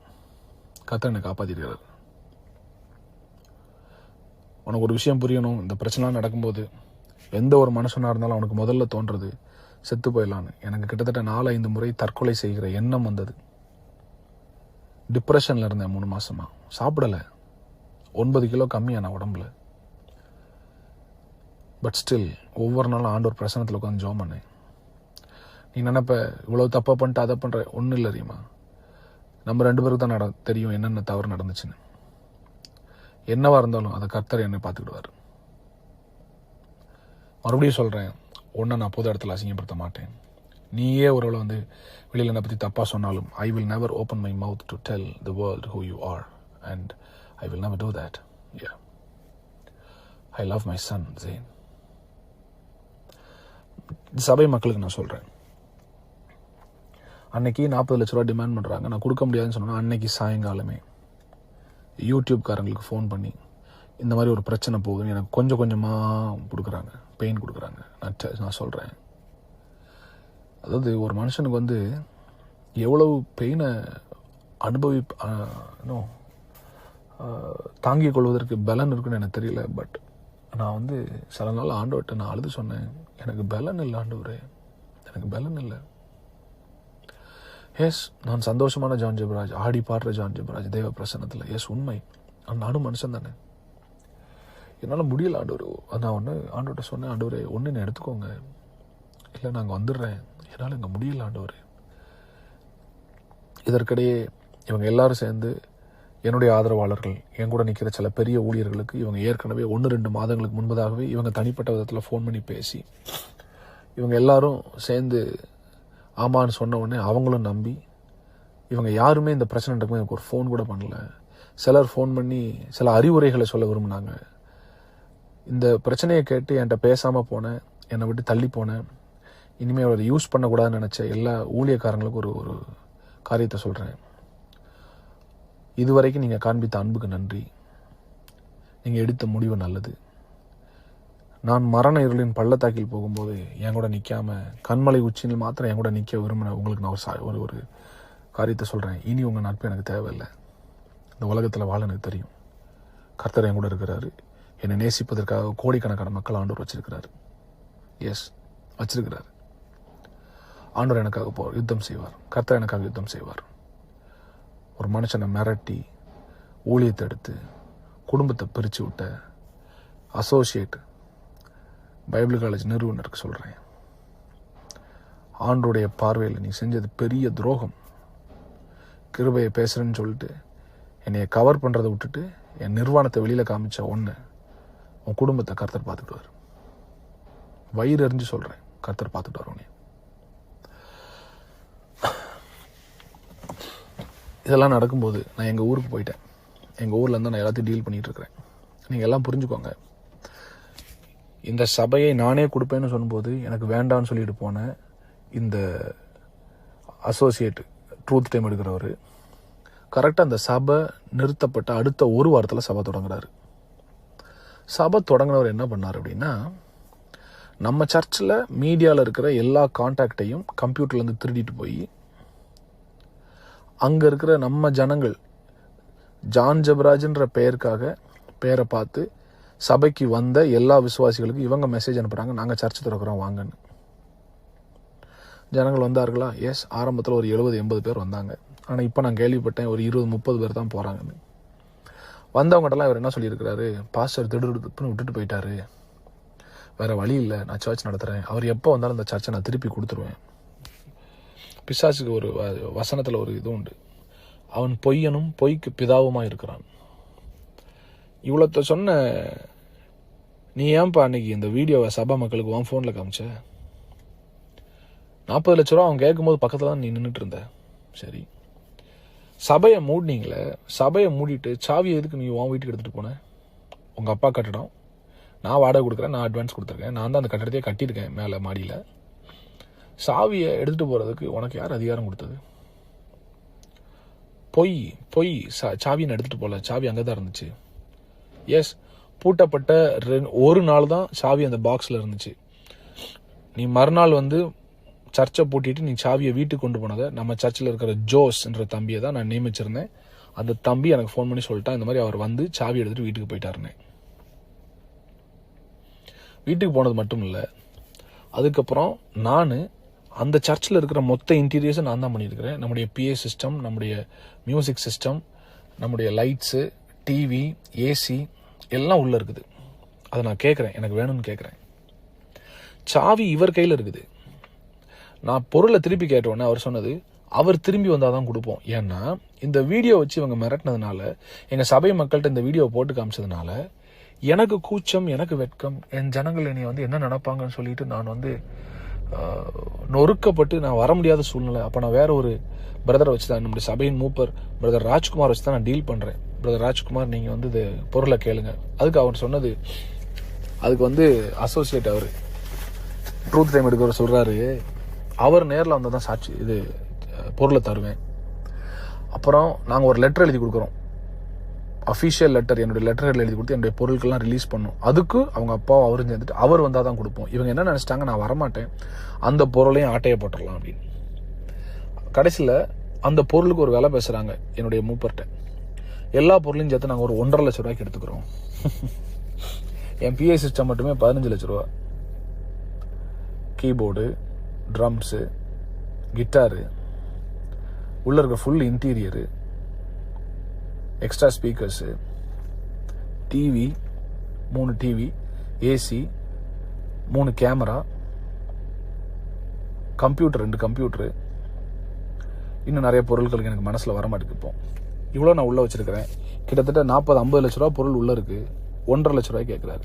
அப்போ நான் சொன்னேன், எனக்கு பொருள் வேணும், ஏன்னா எங்களுக்கு நிறைய சபை இருக்குது, இல்லை ஏதாவது கஷ்டப்பட்ட ஏழை ஊழியர்களுக்கு நான் கொடுத்துட்றேன், 1.5 லட்ச ரூபாய்க்கு நான் அதை ஏமாற விரும்பலை, எனக்கு வேணும்னு சொல்கிறேன். பொருளை கேட்டதுனால இவர் கையில் தானே சாவி இருந்தது. இவர் கையில் சாவி இருக்கும்போது எப்படி அந்த டிரைவர் வந்து, எனக்கு டிரைவராக ஓடினவன் சர்ச்சில் வந்து 2 ஏசியை தூக்கிட்டு போகிறான், சர்ச்சில் இருக்க கம்ப்யூட்டரை தூக்கிட்டு போகிறாங்க. நம்ம சபையில் மீடியாவில் இருந்த ஒரு பையன், குள்ளமாக இருப்பான் ஒருத்தன், ஒரு பாட்டெலாம் ரிலீஸ் பண்ணியிருக்கிறான். அவன் யாருன்னு இல்லை, நான் ஃபியூச்சரில் சொல்ல தான் போகிறேன். நம்ம சர்ச்சு லேப்டாப்பை தூக்கிட்டு போகிறான், திருடிட்டு போயிருக்கான். அதுக்குடைய பில் நம்ம கையில் இருக்குது. வெகு சீக்கிரத்தில் அதுக்கான கேஸும் நான் கொடுப்பேன். அவனை நான் ஸ்டேஷனில் வச்சு அவனை நான் பார்ப்பேன். என் கேமராவை திருடிட்டு போயிருக்கானுங்க. அன்னைக்கு பிரச்சனை நடக்கிற அன்னைக்கு இந்த பசங்கக்கிட்ட யார் யாருக்கு என்னென்ன பொருள் வேணுமோ தூக்கிட்டு போங்கன்னு சொன்னதே இந்த அசோசியேட் தான். யார்? இந்த ட்ரூத் டைம் எடுக்கிறவர் தான். இதெல்லாம் யார் பாஸ்டர் சொன்னா? அங்கே இருந்த 20க்கும் மேற்பட்ட நம்முடைய விசுவாசிகள், என்னை நேசிக்கிறவர்கள், ஆதரிக்கிறேன்னு சொல்லி என்னை நேசிக்கிறவர்கள், நான் சொல்லிக் கொடுத்த கிருபையை உண்மையாய் புரிந்து கொண்டவர்கள், தேவ மனிதனை கனம் செய்கிற ஒரு 30-35 பேர் பார்த்தவங்க சொன்னாங்க, அன்னைக்கு பொருள் எடுத்துட்டு போக சொன்னதே இவர் தான். இது போக எனக்கு ஆதரவு தெரிவிச்சு, அப்பா என்னதான் இருந்தாலும் அவர் நம்ம ஊழியக்காரரு, இவ்வளோ பெரிய சபையை கட்டியிருக்கிறாரு, நமக்காக இவ்வளோ தியாகம் பண்ணியிருக்கிறாரு, பர்சனல் மேட்டரை நீங்கள் சர்ச்சில் கொண்டு வந்து பேசி அசிங்கப்படுத்தாதீங்க, விடுங்கன்னு சொன்னபோது அவங்ககிட்டையும் போய் வீடியோ காண்பிச்சு, இன்னும் அவரை நம்புறீங்க, வாங்க அவரை விட்டுட்டு வாங்க, நம்மெல்லாம் தனியாக சபை ஆரம்பிப்போன்னு சொன்னதே இவர் தான். சரி, பொருளை தரல. அதுக்கப்புறம் நானே ஃபோன் பண்ணேன் அவருக்கு. அவர் ஃபோன் அட்டன் பண்ணலை. எப்படி அட்டன் பண்ணுவார்? துரோகம் செஞ்சது தெரியும்ல, எப்படி மனசாட்சி குத்தும்ல. அப்போ ஒரு மனைவிக்கு நான் ஃபோன் பண்ணி பேசுகிறேன். பேசும்போது நான் சில காரியத்தை கேட்கும்போது அவங்களுக்கு பதில் இல்லை. அப்புறம் அவங்க சொன்னாங்க, நீங்கள் எடுத்துக்கோங்க, பொருளை எடுத்துக்கோங்க. பொருளை எடுத்துக்கோங்கன்னு சொல்கிறதுக்கு முத நாள் நைட்டு போய் இவங்க டிவியெல்லாம் உடச்சி ஸ்பீக்கரில் தண்ணியை ஊற்றி இந்த பசங்களை வச்சு எல்லா ஸ்பீக்கர்ஸையும் நாசமாக்குறாங்க. இப்போ நான் அந்த மிக்சர்லாம் கொண்டு வந்து நான் ஒர்க் பண்ண வச்சா மிக்சர் ஒர்க் ஆக மாட்டேன். மிக்சரை உடச்சிருக்கிறாங்க, ஸ்பீக்கர்ஸ்குள்ளே தண்ணி ஊற்றிருக்கிறாங்க. டிவி 3 டிவிலுமே ஒரு ஸ்பேனர் வச்சு குத்திருக்கு, ஸ்க்ரூ டிரைவர் வச்சு குத்தி ஃபுல் ஸ்க்ரீன் உடஞ்சிருக்குது. ஒன்று பொருளை ஏன்ட்ட விட்டுட்டு போ, இல்லாட்டா உனக்கு அது தரமாட்டேன்ற ஒரு எண்ணத்தில், யாருக்கும் கிடைக்கக்கூடாது, எங்களுக்கு கிடைக்காது யாருக்கும் கிடைக்கக்கூடாதுன்ற எண்ணத்தில் அதை சிதைக்கிறாங்க. சரி, அது ஒரு பக்கம் போட்டு இதெல்லாம் நடக்கும்போது அடுத்து இந்த டீம் என்ன பண்ணுறாங்கன்னா, நம்முடைய சபை கட்டடத்துக்காக கிட்டத்தட்ட நம்ம வந்து 87 லட்சத்துக்கிட்ட நம்ம சேகரித்தோம். இந்த பண சேகரிப்பு எதுவுமே என் கையில் கிடையாது. நம்முடைய அக்கௌண்டன்ட் சிஸ்டர் அபிகாயில் அந்த பிரச்சனை நடக்கிற அன்னைக்கு அந்த அந்த அந்த ஊழியக்காரி எனக்காக நின்னதை நான் மறக்கவே மாட்டேன். நல்லா கவனிங்க, இந்த பிரச்சனை பண்ணுற அன்னைக்கு நம்ம ஏற்கனவே சபைக்காக கிட்டத்தட்ட 87 லட்ச ரூபா நம்ம வச்சுருக்கிறோம்.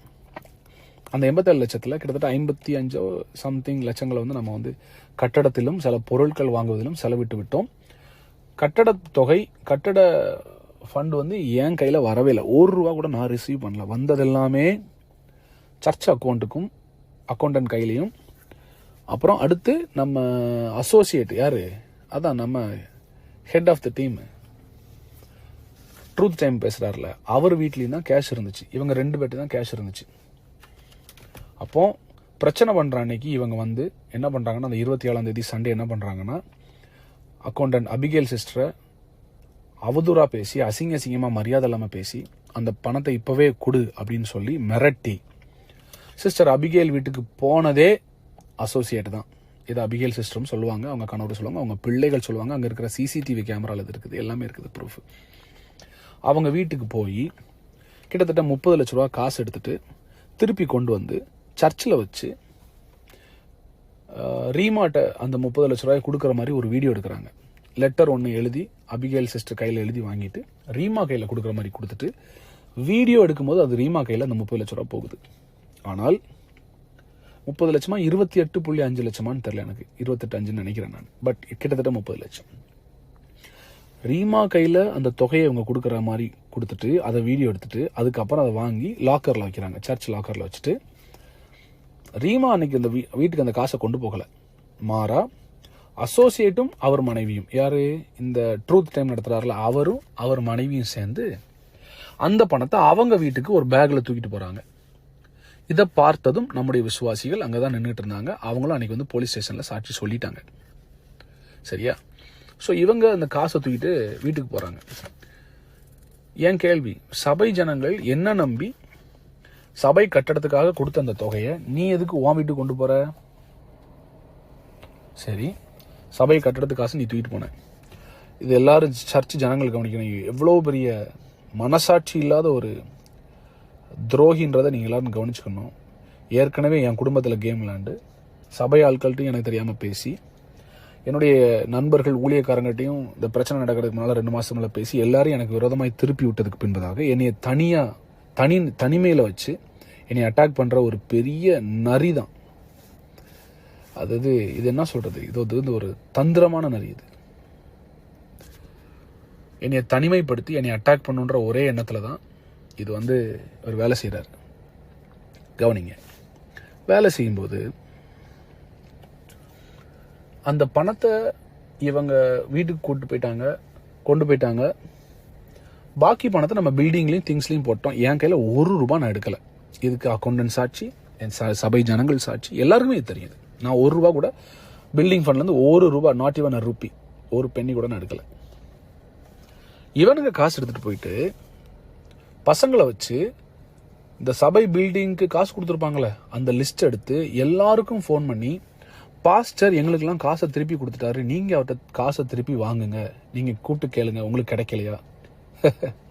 நான் சொல்றேங்க, இயேசுவை ஆராதிக்காத ஒரு நான் பிலீவர் கூட அந்த விஷயத்தை செய்ய மாட்டாங்க. நான் ஒரு இஸ்லாமிய குடும்பத்தில் பிறந்தவன், எனக்கு ஹிந்து ஃப்ரெண்ட்ஸ் இருக்கிறாங்க, எத்தனையோ மற்ற மதத்தில் நண்பர்கள் இருக்காங்க. அவங்க கூட இந்த அளவுக்கு ஒரு மனுஷனை வேதனைப்படுத்துவாங்களான்னு தெரில, அவ்வளோ வேதனைப்படுத்தினாங்க. நீ எல்லா ஜனங்களும் எனக்கு ஃபோன் பண்ணி காசு கேட்க ஆரம்பிச்சாங்க. நான் சொன்னேன், என்கிட்ட காசு இல்லை, காசு அவங்க தான் தூக்கிட்டு போயிருக்காங்க, உங்கள்கிட்ட தானே கொடுத்தோம், நீங்கள் எங்களுக்கு தாங்க. இந்த அசோசியேட் அன்னைக்கு நின்று சர்ச்சில் நீங்கள் கொடுத்த டைத்தெல்லாம் திருப்பி கேளுங்க அவர்கிட்ட. அசிங்கமா இல்லை உனக்கு? நீங்கள் கொடுத்த டைத்தெல்லாம் திருப்பி கேளுங்க, நீங்கள் கொடுத்த ஆஃபரிங்லாம் திருப்பி கேளுங்க. அவர் உங்கள் பணத்தில் தான் வாழ்ந்துட்டு இருக்காரு. யார் பணத்தில் வாழ்றா? கர்த்தர் என்ன போஷித்தார். இங்கே யாரும் பணத்துக்கு உரிமை கொண்டாட முடியாது. ஏன்னா அவங்களுக்கு கொடுத்ததும் ஆண்டவர் தான், கொடுக்க சொன்னதும் ஆண்டவர் தான். எனக்கு மென்டல் டார்ச்சர் கொடுத்தானுங்க. ஸோ இந்த பணத்தை ஜனங்கள் எனக்கு ஃபோன் பண்ணி நீங்கள் எங்களுக்கு தரணும்னு சொல்லி எனக்கு பிரச்சனை பண்ணி, அப்புறம் நான் ஒரு சிலர்கிட்ட பெரிய அமௌண்ட் கொடுத்தவங்கள்ட்ட பேசி கொஞ்சம் எனக்கு டைம் கொடுங்க. அப்போ கூட நான் இவனுங்களை காட்டி கொடுக்காம எனக்கு ஒரு சின்ன லேண்ட் ஒன்று வாங்கியிருந்தேன். அந்த லேண்டை விற்று அந்த லேண்டில் இருக்கிற காசை என்ன செஞ்சிடலாம், இந்த காசு கொடுத்த ஆட்களுக்கு கன்ஸ்ட்ரக்ஷன் பில்டிங் ஃபண்டு கொடுத்தவங்களுக்கு கொடுத்துடலான்னு சொல்லி அந்த லேண்டை நான் விற்க போனேன். அது விற்கிறதுக்கு ஒரு புரோக்கர்கிட்ட பேசினேன். அந்த புரோக்கர் லேண்டை அளந்துட்டு இருக்கிறார். அவருடைய பேர், அவர் ஒரு ஊழியக்காரர் தான் சார், வலன் சொல்லிட்டு, வலன் அரசு அவர் பேர். ஏன்னா எதுக்கு இதெல்லாம் சொல்கிறேன்னா, நான் ஏதோ பொய் சொல்கிறேன்னு நீங்கள் நினச்சிடக்கூடாது. அவர் பேர் வலன் அரசு. அவர் வந்து நான் நினைக்கிறேன் காரமடை பக்கத்தில் ஏதோ ஊழியம் பண்ணிட்டு இருக்கிறார். அவர் அந்த புரோக்கர் வேலையும் அவங்க பண்ணுறாங்க, லேண்ட் புரோக்கிங் பிஸ்னஸும் பண்ணுறாரு. அவர் லேண்ட் அவர் அளந்துட்டு இருக்கும்போது அங்கே வந்து நின்று இந்த அசோசியேட் வந்து நின்று இந்த லேண்டை விற்கக்கூடாது. ஏண்டா நீ are you professionally train to kill someone? ஒருத்தனை கொலை செய்வதற்காக நீ வந்து வளர்க்கப்பட்டவனா நீ? ஒருத்தனை வந்து இல்லாமல் ஆக்குறதுக்கு. நீங்கள் இந்த ஆடியோ கேட்குற எல்லாருக்கும் நான் சொல்கிறேன், என்னை ஒரு டாக்டர் செக்அப் பண்ணிட்டு கேட்டார், உங்களுக்கு எப்படி ஸ்ட்ரோக் வராமல் இருந்துச்சு? இவ்வளோ டென்ஷன், ஹைப்பர் டென்ஷன், இவ்வளோ ப்ரெஷரில் உங்களை ஃபுல்லாக யூடியூப்பில் உனக்கு வீடியோ ரிலீஸ் பண்ணுறானுங்க, காசு கேட்டு மிரட்டுறானுங்க, இன்னொரு பக்கம் ஒரு பையனை வெட்டு உன்னை கொலை பண்ணுறேன்னு சொல்கிறானுங்க, சபையை நிறுத்திட்டானுங்க, உங்கள் மனைவிக்கு உங்களுக்கு இருந்த சின்ன மிஸ் அண்டர்ஸ்டாண்டிங்கை அவன் பயன்படுத்தி உள்ளே பூந்து பெரிய பிரச்சனையாக்கி பெர்மனெண்ட்டாக அவன் பிரித்து விட்டுருக்கிறான். இவ்வளோ அவன் பண்ணியிருக்கிறான். எப்படி சார் நீங்கள் இருந்தீங்க? என்னுடைய ப்ரெஷரை செக் பண்ணிட்டு கேட்டார், உங்களுக்கு இந்நேரம் ஸ்ட்ரோக் வந்திருக்கணுமே, ஹார்ட் அட்டாக் வந்திருக்கணுமே, நீங்கள் எப்படி இருந்தீங்க? நான் சொன்னேன், என்னை ஆண்டவர் காப்பாற்றினார், என் ஆண்டவர் என்னை கைவிடலை.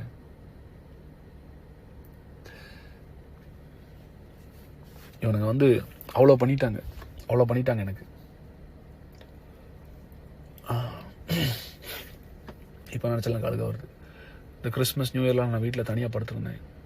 நான் கிங்ஸ் ஜென்ரேஷனை யோசிச்சுட்டே இருந்தேன். நான் நம்முடைய சபை விசுவாசியில் யோசித்தேன். நம்ம சபையில் உள்ள வாலிபர்கள், சின்ன பிள்ளைகள் வார என்னை வந்து பார்க்குற ஜேஜே அங்கிள் ஜேஜே டாடான்னு கூப்பிட்ற பிள்ளைகளுடைய சத்தம்லாம் என் காதில் கேட்டுகிட்டே இருந்துச்சு. எஸ், இதன் மத்தியில் நான் என் பிள்ளை ஜேனையும் மிஸ் பண்ணுறேன். ஓகே, இவனுக்கு வந்து அந்த லேண்டையும் விற்க விடலை. அப்போ நான் வந்து என்ன இவனுக்கு இப்படி பண்ணுறானுங்க, ஏன் இந்த அளவுக்கு கொடுமையாக பண்ணுறானுங்க? அவனுங்க வந்து அன்றைக்கி வச்ச பெரிய டிமாண்ட் என்னென்னா, அந்த அசோசியேட் வந்து அவர் வச்ச பெரிய டிமாண்டே என்னென்னா, நான் கோயம்புத்தூருக்கு திருப்பி வரக்கூடாது, கிங்ஸ் ஜென்ரேஷன் சபையை ஆரம்பிக்கக்கூடாது, இந்த பேரே இருக்கும், கிங்ஸ் ஜென்ரேஷன்ற பேரே இருக்கக்கூடாது, தமிழ்நாட்டில் நான் எங்கேயுமே இல்லை, உலகத்தில் எந்த மேடையிலையும் நான் ஊழியம் பண்ண ஏறக்கூடாது அப்படின்னு அவர் சொல்லுவார். இப்போ அவரை பற்றி நான் ஒரு கேள்வி கேட்குறேன். என்னை அழைச்சது ஆண்டவர், நீ யார்ரா என்னை நிறுத்துறதுக்கு? ஒன்றை மாதிரி துரோகிகளையே அவர் இன்னும் ஜோர் போட்டு காப்பாற்றிட்டு இருக்காரு. இனி மாதிரி நல்லவனை அப்புறம் அவர் கைவிடுவார். இந்த மாதிரி துரோகியை நான் வாழ்க்கையில் பார்த்ததே இல்லை மிஸ்டர் அசோசியேட். இந்த மாதிரி ஒரு எச்ச வேலையை பண்ணுற ஒரு துரோகியை நான் வாழ்க்கையில் பார்த்ததே இல்லை. நீங்கள் நினச்சிங்க நான் பசங்களை தப்பாக நினச்சிட்டு உங்களை நல்லவர் நினச்சிருவேன். சரிங்களா? நீங்கள் யாருன்னு தெரியும் மிஸ்டர் அசோசியேட். இந்த சாபம் உங்கள் மேலே எப்படி கிடந்துச்சு, அதை நீக்கிறதுக்காக கர்த்தர் அனுப்புனார். ஆனால் மறுபடியும் நீங்கள் விட்டதை வாங்கிக்கிட்டீங்க. அனுபவிங்க, கர்த்தர் உங்களை டீல் பண்ணுவார். இதெல்லாம் முடிஞ்சு நான் ஊருக்கு போயிட்டேன். அப்போவும் எனக்கு ஒன்றுமே ஓடலை. என்னடா செய்யலான்னு. என் சபை வருமானத்தை நிறுத்தினாங்க, என் கை வருமானத்தை நிறுத்தினாங்க, எல்லாத்துக்கும் பிரச்சனை கொண்டு வந்தாங்க. என் பேருக்கு கலங்கப்படுத்தினார், என் குடும்பத்தை நாசமாக்குனார், என் சபையை எடுத்தார். அவர் ஒரு சர்ச் தொடங்கினார். சபையை தொடங்கினவர் சும்மா இல்லையே, ஒவ்வொரு விசுவாசிகளுக்கும் என்னை பற்றி தொடர்ந்து தப்பாக பேசிட்டே இருக்கிறார். அவர் நினச்சாரு 2000 பேரும் திருப்பி அங்கே வந்துடுவாங்கன்னு. ஆனால் ஒரு 20-30 பேர் தான் போகிறாங்க. அவங்களும் எவ்வளோ நாள் போகிறாங்கன்னு பார்க்கலாம். இப்போ நான் ஊரில் கடந்த ஒரு 15 நாளைக்கு முன்னால் எங்கள் ஊர் செங்கோட்டையில் ஒரு கடைக்கு போயிருக்கும்போது இதெல்லாம் ஒரு பக்கம் நடந்து நான் இத்தனைக்கும் அமைதியாக இருக்கிறேன். சபை ஜனங்கள் இதை கவனிக்கணும். இவ்வளவு நடந்தும் நான் அமைதியாக இருக்கிறேன். ஒரு வார்த்தை பேசலை, அமைதியாக இருக்கிறேன். நான் என்னை பார்ப்பதற்காக இந்த பெண் வீட்டார் எல்லாம் ஃபேமிலி அங்கே வந்திருக்கிறாங்க. என் ஃப்ரெண்ட்ஸும் 4-5 பேர் அங்கே வந்திருக்கிறாங்க. நாங்கள் எல்லோரும் கடைக்கு காய்கறி வாங்க போனோம். நான் வீட்டை விட்டு வெளியே வந்து ரொம்ப நாள் ஆச்சு. சரி, மனசு நிம்மதியாக இருக்கணும், வெளியே வரேன். நான் அந்த கடையில் நிற்கும் போது எங்கள் ஊரில் ஒருத்தர் அதை எனக்கு தெரியாமல் வீடியோ எடுத்து அந்த வீடியோவை எல்லாருக்கும் அனுப்புகிறார். எல்லாருக்கும் அனுப்புனா குறிப்பிட்ட 2 பேருக்கு அனுப்புகிறார். வீடியோ எடுத்த நபர் வந்து பிரதர் ஜான்சன் அப்படின்னு செங்கோட்டை மேலூரில் இருக்கிறார், பிடி சாராக இருக்கிறார். அவர் தான் அந்த வீடியோ எடுத்தார். அதை எடுத்து அவருடைய சகோதரன் கேப்ரியேல், ஜான் கேப்ரியல் நினைக்கிறேன், தென்காசியில் இருக்கார், அவரும் ஊழியம் பண்ணுறேன்னு சொல்கிறார். அவருக்கு இந்த வீடியோ அனுப்புகிறார். அன்னைக்கு நைட்டே அந்த வீடியோ கோயம்புத்தூரில் இருக்கிற அசோசியேட்டுக்கு வருது. யாரு? இந்த ட்ரூத் டைம் நடத்துறாருல, நம்ம சர்ச்சில் கிங்ஸ் ஜெனரேஷன் நடத்திட்டு இருந்தார்ல, அவருக்கு வருது. இது வந்து ஒரு 2 நாளில் யூடியூப்லேயும் வருது இந்த வீடியோ. எனக்கு ரொம்ப ஷாக்கிங்காக இருந்தது. அப்போ அன்றைக்கி யாரெல்லாம் அந்த கடையில் நின்னா நான் யோசித்து பார்த்து நேராக போய் விசாரிக்கிறேன். அந்த நபர் எனக்கு சொன்ன வார்த்தை, நான் இந்த வீடியோவை கோயம்புத்தூரில் இருக்கிற உங்களுக்கு கீழே வேலை செஞ்ச அந்த பைபிள் காலேஜ் நடத்திட்டு இருக்கார்ல, உங்களுக்கு ட்ரூத் டைமில் உங்கள் சர்ச்சில் நடத்துகிறார்ல, அவருக்கு தான் அனுப்பி வச்சேன்னு சொல்கிறாரு. பேரோட சொல்கிறாரு. நான் இப்போ கூட அந்த பேரை ஏன் சொல்ல மாட்டேன்றேன்னா, அவர் யாருன்றதை நம்ம சபை ஜனங்கள் மொத்தம் தெரிஞ்சுக்கிட்டா போதும், அது ஆட்டோமேட்டிக்காக வெளியே வந்துடும். 2வது, அந்த பேரை சொல்கிறதுக்கே நான் கூச்சப்படுறேன். இயேசுன்ற பேர், ஆவியானவர்ன்ற பேர், கர்த்தர்ன்ற பேர் வர்ற இந்த வாயில இவனை மாதிரி துரோகிகளுடைய பேர் கூட வரக்கூடாதுன்னு நான் நினைக்கிறேன். அவ்வளோ மனவேதனைப்படுறேன் நான். அப்போ நான் அந்த நபரை கூப்பிட்டு கேட்குறேன், எப்படி இந்த வீடியோவை நீங்கள் அவருக்கு அனுப்பி வச்சிங்கன்னா? அவர் சொன்னார், அவர் என்னை கூப்பிட்டாரு, பாஸ்டர் ஜான் ஜெபராஜ் வந்து உங்கள் ஊரில் தான் தலைமறைவாக இருக்கிறாரு, ஏதோ ஒரு பொண்ணு கூட வாழ்ந்துட்டு இருக்காரு, அவர் எங்கே பார்த்தாலும் எனக்கு வீடியோ எடுத்து அனுப்புங்கன்னு சொன்னார். அந்த வீடியோவில் நான் மட்டும் இல்லை, அந்த பொண்ணு மட்டும் இல்லை, அவங்க குடும்பம் இருக்குது, கூட வந்து ஃப்ரெண்ட்ஸ் எல்லோரும் நிற்கிறாங்க. அது அந்தரங்க அசிங்கமான வீடியோ கிடையாது, ஒரு பொது இடத்துல நிற்கிற ஒரு வீடியோ அது. அதை எடுத்து யூடியூப்பில் அனுப்பி போடுற அளவுக்கு அசிங்கமான ஒரு நபர் தான் இந்த அசோசியேட். அதை என் மனைவிக்கு அனுப்பி அவங்க ஃபேமிலிக்கு அனுப்பி அசிங்கப்படுத்தி மறுபடியும் சபை ஆட்களுக்கெல்லாம் அதை அனுப்பி இவனுக்கு என்னன்னா வெளியே போன 2000 பேர் திருப்பி இவர்கிட்ட வந்து இப்போ இவர் தான் அசிஸ்டன்ட், இவர் தான் வந்து ஜே மேலே இவர் தான் அப்படின்னு எல்லாரும் சொல்லணும். மிஸ்டர் அசோசியேட் ஜான் ஜபராஜ்ன்ற ஒரு நபரை ஆவியானவர் ஒன்றும் இல்லாத இடத்துல இருந்து குப்பையிலேருந்து தூக்கிட்டு வந்திருக்கிறாரு. ஆனால் நீங்கள் அப்படி கிடையாது. கிராஸ் கட் ரோட்டில் ப்ராப்பர்ட்டி வச்சிருக்கிறீங்க, சிவானந்தா காலனியில் ப்ராப்பர்ட்டி வச்சிருக்கிறீங்க, கோவை புதூரில் ப்ராப்பர்ட்டி வச்சிருக்கிறீங்க, கோயம்புத்தூர்லேயே கிட்டத்தட்ட 30க்கும் மேற்பட்ட ப்ராப்பர்ட்டி லேண்ட் பெரிய பெரிய ஏக்கர் கணக்கில் நீங்கள் வச்சிருக்கிறீங்க. ஊட்டியில் இடம் இருக்குது, கொடைக்கானல் இடம் இருக்குது, எல்லாம் வச்சிருக்கிறீங்க. தியேட்டர் வச்சிருக்கிறீங்க. நீங்கள் கிட்டத்தட்ட 1000 கோடிக்கு மேலே உங்களுக்கு சொத்து இருக்கு. ஆனாலும் அந்த புத்தி மாறலையே உங்களுக்கு. இவர் இந்த வீடியோ போட்ட உடனே நான் எங்கள் ஊர் ஸ்டேஷனில் ஒரு கம்ப்ளைண்ட் கொடுக்குறேன். செங்கோட்டை ஸ்டேஷனில் இவர் மேலே ஒரு கேஸ் ஃபைல் பண்ணுறேன். இந்த மாதிரி இவர் ஏற்கனவே என்னை வீடியோ எடுத்து மிரட்டி சபையில் வந்து பசங்களை வச்சு மிரட்டி ஒரு 30 லட்ச ரூபா எடுத்துகிட்டு போயிருக்கிறாரு. இப்போவும் என்னை வீடியோ எடுத்து என்னை மிரட்டிகிட்டே இருக்கிறாரு. இது மாதிரி யூடியூப்லாம் போட்டு என் பேர் அசிங்கப்படுத்துறாரு. அவரை கூப்பிட்டு விசாரிக்கணும்னு நான் சொல்கிறேன். விசாரிக்க வரணும்னு வியாழக்கிழமை ஸ்டேஷன்லேருந்து கால் போகுது. வெள்ளிக்கிழமை நைட்டு எனக்கு கோயம்புத்தூர்லேருந்து ஒரு கால் வருது, ஒரு கட்சிக்காரங்கிட்ட இருந்து. நான் போய் கேஸ் கொடுத்த உடனே மிஸ்டர் அசோசியேட் என்ன பண்ணியிருக்காருன்னா, ட்ரூத் டைம் நடத்துகிறவர் என்ன பண்ணியிருக்கிறாருன்னா, ஒரு 25 லட்ச ரூபா எடுத்துட்டு ஒரு கட்சிக்காரனை போய் நேராக போய் பார்த்துருக்காரு. அது எந்த கட்சியும் நான் சொல்ல மாட்டேன். அவசியப்படும் போது நான் சொல்லுவேன். அதற்கான ஆடியோ ரெக்கார்டிங்ஸ் என்கிட்ட இருக்குது. இவர் எந்தெந்த ஃபோன் நம்பருக்கு அன்றைக்கி நைட்டு கால் பண்ணாருன்ற டீட்டெயிலையும் நான் எடுத்து வச்சுருக்கேன். எடுத்து இந்த மாதிரி அவருடைய வீடியோ, ஜான் ஜபராஜுடைய வீடியோ என்கிட்ட இருக்குது, நீங்கள் இதை மீடியாவில் ரிலீஸ் பண்ணுங்கன்னு சொல்லி கிறிஸ்தவத்துக்கு எதிரான ஒரு கட்சிக்காரர் இடத்துல போய் உட்கார்ந்து காலில் பணத்தை வச்சுட்டு உட்கார்ந்தவர் தான் இந்த மிஸ்டர் அசோசியேட். கிங்ஸ் ஜெனரேஷன் ஆட்களுக்கு இது புரியணும். எந்த அளவுக்கு போய் என்னென்ன பண்ணுவான்னு உங்களுக்கு புரியணும். எதுக்கு ஒரு கட்சிக்காரன் காலில் போய் அத்தனை லட்சத்தை வச்சுட்டு உட்காரணும், என்னை அட்டாக் பண்ண சொல்லி? எதுக்கு சொல்லணும்? உன் மேலே தப்பு இல்லைன்னா நீ எதுக்கு சொல்கிற? அன்றைக்கி நைட் என் அட்வொகேட்டு கூப்பிட்டு கேட்குறாரு, ஏங்க ஏன்னா நீங்கள் கட்சிக்காரண்டெல்லாம் போய் ஏதோ காசெல்லாம் கொடுத்துருக்கீங்கன்னா, ஆமாம் கொடுப்பேன். அவர் மட்டும் என் பேரில் அங்கே கம்ப்ளைண்ட் கொடுத்துருக்கிறாரு. அவரை கம்ப்ளைண்ட் வாபஸ் வாங்க சொல்லுங்கள், நான் அங்கே வர முடியாது. இல்லைன்னா நான் அந்த வீடியோ கொடுப்பேன்னு சொன்ன ஆடியோ ரெக்கார்டிங் என் கையில் இருக்குது. கட்சிக்காரங்க என்கிட்ட பேசின ஆடியோ ரெக்கார்டிங் இருக்குது, இவர் எங்கள் அட்வொகேட்டை பேசின ஆடியோ ரெக்கார்டிங் என்கிட்ட இருக்குது. நேரம் வரும்போது நான் அதை போட்டு காமிப்பேன், அவசியப்பட்டால் போட்டு காமிப்பேன். கடைசியில் அந்த கட்சிக்காரங்க எனக்கு ஃபோன் பண்ணிட்டு சொல்கிறாங்க, சார் உங்களை தொட்டால் மொத்த கிறிஸ்தவத்தை தொட்ட மாதிரி, எங்களுக்கு அந்த பேர் வேண்டாம். ரெண்டாவது, நாங்கள் அதை செய்ய விரும்பலை. தமிழ்நாட்டில் நாங்கள் கிறிஸ்தவர்களை நேசிக்கிறோம். ரெண்டாவது, உங்கள் பாடல்கள் எங்களுக்கும் ஆசீர்வாதமாக இருக்குது, நாங்கள் அதை பண்ண மாட்டோம்னு சொல்லி அசிங்கப்படுத்தி அசோசியேட்டை வெளியே அனுப்புகிறாங்க. இவர் பணத்தோடு போய் உட்கார்ந்த விஷயம் எனக்கு தெரிஞ்சு அவர் குடும்பத்தில் உள்ள யாரு கூட தெரியாது. அன்னைக்கு அவருக்காக கூட வந்து 2 பேர் நின்னீங்களே போலீஸ் ஸ்டேஷனில், அவங்களுக்கும் அது தெரியாதுன்னு எனக்கு தெரியும். ஆனால் இவர் கட்சிக்காரங்கிட்ட போய் காசை கொடுத்து என்னைய பஞ்சாயத்து பேச கூப்பிட்றாரு. அடுத்து வேற சில ரவுடிகள்கிட்டையும் பேசினதாக எனக்கு தகவல். ஆனால் உடனே நான் என்ன பண்ணிட்டேன்னா, அதை நான் வெளியே சொல்லிட்டேன். அதை நான் மிஸ்டர் அசோசியேட்டுக்கு ஒரு விஷயத்த சொல்கிறேன். அபிஷேகத்தை விட, கர்த்தரை விட, வார்த்தையை விட பணம் பெருசு அப்படின்னு நீ நினச்சேன்னா உன் பணம் மண்ணோடு மண்ணாய் போக கிடவுது. இப்போ நீங்கள் திருடி சம்பாதிச்ச ஒரு காசும் உன் தலைமுறைக்கு நிற்காது. நான் வந்து உங்கள் அம்மாவையோ இல்லை உங்கள் அப்பாவையோ இல்லை உங்கள் தம்பியவோ சொல்லலை, நான் ஒன்றை தான் சொல்கிறேன். நீ திருடின காசு உன் தலைமுறைக்கு நிற்காது. கட்சிக்காரங்கிட்ட போய் நின்றுட்டு, கூலிப்படையிட்ட போய் நின்றுட்டு என்னைய பஞ்சாயத்து பண்ணி என்னை அட்டாக் பண்ண அசிங்கமாக இல்லை? இதில் வேற உன் சர்ச்சு இப்போ நீ நடத்துகிற சர்ச்சில் ஒரு வாய்ஸ் மெசேஜ் வேறு எல்லாருக்கும். என்ன வாய்ஸ் மெசேஜ்? இந்த மாதிரி ஜான் ஜபராஜ் பாஸ் என் மேலே பொய்யா கேஸ் கொடுத்துருக்காரு. ஏய் என்னடா டே, யாரா நீ? என்ன எங்கே நீ உன்னை எப்படி வளர்த்தாங்க? எங்கே வளர்த்தாங்க? உனக்கு என்ன எத்திக்ஸ் சொல்லி கொடுத்து வளர்த்தாங்க? உன்னைய கொடுத்துருக்காரு. அவர் எந்த அளவுக்குனாலும் போய் நம்மளை அசிங்கப்படுத்துவார். ஆனால் நீங்கள் யாரும் கோவப்பட்டுறாதீங்க, நம்ம ஜெபிப்போம் அப்படின்னு. ஜெபிப்போன்ட்டு அப்புறம் உனக்கு என்னடா கட்சிக்காரன்ட்ட போய் காசு கொடுத்து உட்காந்துருக்க நீ? திருடா கொடுத்துட்டு அதுக்கப்புறம் விசாரணைக்கு வர சொன்னா இவர் விசாரணைக்கு வரல. சரிங்களா? மாறா இவர் என் மேல ஒரு கம்ப்ளைண்ட் கொடுக்குறாரு. அதாவது நான் இவரை பொது வலைதளத்தில் அவதூறாய் பேசுவதாகவும், நான் இவர் மேல செங்கோட்டையில் தவறான ஒரு இதுக்காக கம்ப்ளைண்ட் கொடுத்ததாகவும் என் மேல ஒரு கேஸ் எனக்கு சம்மன் வருது.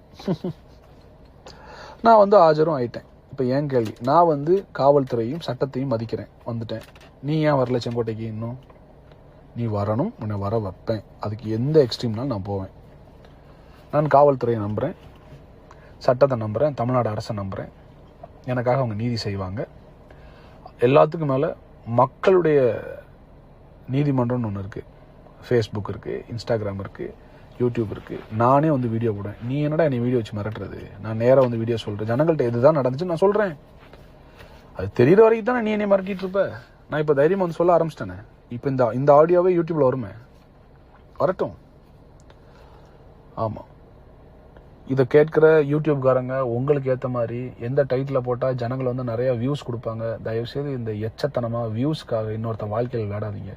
அது பெரிய சாபமாக மாறிடும், உங்களுக்கு பெரிய சாபமாக மாறிடும். இப்போ நான் சொல்கிறது புரியாது, உங்கள் தலைமுறை அதை இருக்கும்போது உங்களுக்கு தெரியும். மறுபடியும் கிங்ஸ் ஜென்ரேஷன் ஆட்களுக்கு சொல்கிறேன், இவனை நம்பி ஏமாந்து நாசமாக போன எல்லாருக்கும் ஒரு அறிவுரை. நீங்கள் திருப்பி நான் கிங்ஸ் ஜென்ரேஷன் ஆரம்பிக்கும் போது நீங்கள் வந்தாலும் சரி வரலாட்டாலும் சரி, அவன் பக்கத்தில் யாரும் போயிடாதீங்க. அது உங்களுக்கு பெரிய சாபம். இவ்வளோத்தையும் செஞ்சுட்டு நல்லவன் வேஷம் போடுற அவரை சீக்கிரத்தில் ஆண்டுடைய நியாயத்திற்பின் கோட்டில் நான் பார்ப்பேன். கட்டாயம் நான் பார்ப்பேன். அதை கட்டாயம் எனக்கு அதை செய்வார். ஸோ கிங்ஸ் ஜென்ரேஷன் ஆட்களை நான் சொல்ல விரும்பினேன்.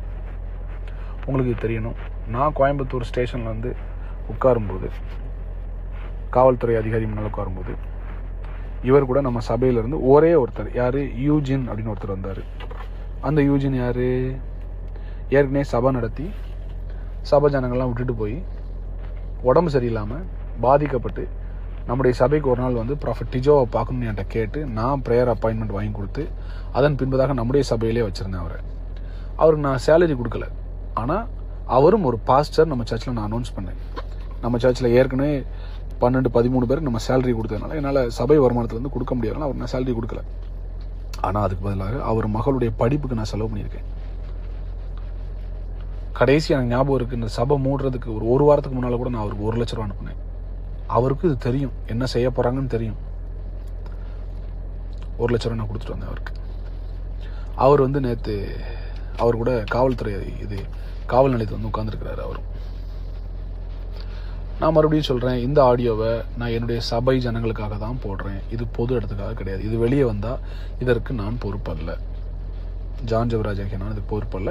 இது என் சபை ஜனங்களுக்கு நான் போடுற ஆடியோ. காரணம், இத்தனையும் செய்துவிட்டு பணத்தை எடுத்துட்டு ஜனங்களை ஏவி விட்டு திருப்பி ஏன்டா பணம் கேட்க வைக்கிற அந்த அசோசியேட்டோட முகம், ஒரிஜினல் கலர் என்னன்னு எல்லாருக்கும் தெரியணுன்றதுக்காகத்தான் இதை நான் வெளியிடுறேன். என் ஜனங்களுக்காக ஏற்படுத்தப்பட்டது. இது எங்கள் சபை வாட்ஸ்அப் குரூப்புக்காக மாத்திரம் நான் அனுப்புகிற வாட்ஸ்அப் மெசேஜ் இது. ஸோ எனக்காக நிற்கிற, என்னை நேசிக்கிற, குறிப்பாக இந்த சீசனில் என் கூட வந்த ஒரு சிலரோடு மாத்திரம் நான் பயணிக்க விரும்புகிறேன். இவ்வளோ நடந்தாலும் வெளியில் எங்கள் அண்ணனை நாங்கள் நேசிக்கிறோம், ஜேஜே நாங்கள் நேசிக்கிறோம். அவர் எங்கள் பிள்ளை மாதிரி, அவர் ஒரு ஊழியக்காரன். அவரால் எத்தனை சபைகள், எத்தனை கோடி மக்கள் ஆசீர்வதிக்கப்பட்டிருக்கிறாங்க. அவர் பாடல்கள் எங்களுக்கு ஆசீர்வாதமாக இருக்குது. என்ன இருந்தாலும் அவர் ஒரு தெய்வ மனுஷன், எங்கள் பிள்ளை மாதிரின்னு சொல்லி என்னை நேசிக்கிற எல்லா ஊழியர்களுக்கும் நன்றி, எல்லா நல்ல உள்ளங்களுக்கும் நன்றி. உங்களை நான் நேசிக்கிறேன், உங்களுக்காக நான் ஜெபிக்கிறேன். கிங்ஸ் ஜென்ரேஷன் சபை மக்கள், வருகிற ஜூன் 1ஆம் தேதி நம்ம கட்டின அதே கட்டிடத்தில் மறுபடியும் நம்ம சபையை தொடங்குவோம். அதற்கான காரியங்கள் போய்கிட்டு இருக்குது. நீங்கள் எல்லாரும் வருவீங்க நான் விசுவாசிக்கிறேன். வர்றவங்க வாங்க, நாம் சேர்ந்து தேவராஜ்யத்தை கட்டுவோம். தொடர்ந்து நாம் பயணிப்போம். கர்த்தருடைய நாமத்தை மாத்திரம் உயர்த்துவோம். I love you all. I seriously missed you all these months. உங்களை நான் மிஸ் பண்ணுறேன். சீக்கிரம் உங்களை சந்திக்கிறேன். கர்த்தர் நல்லவர். Thank you so much. Love you. Bye.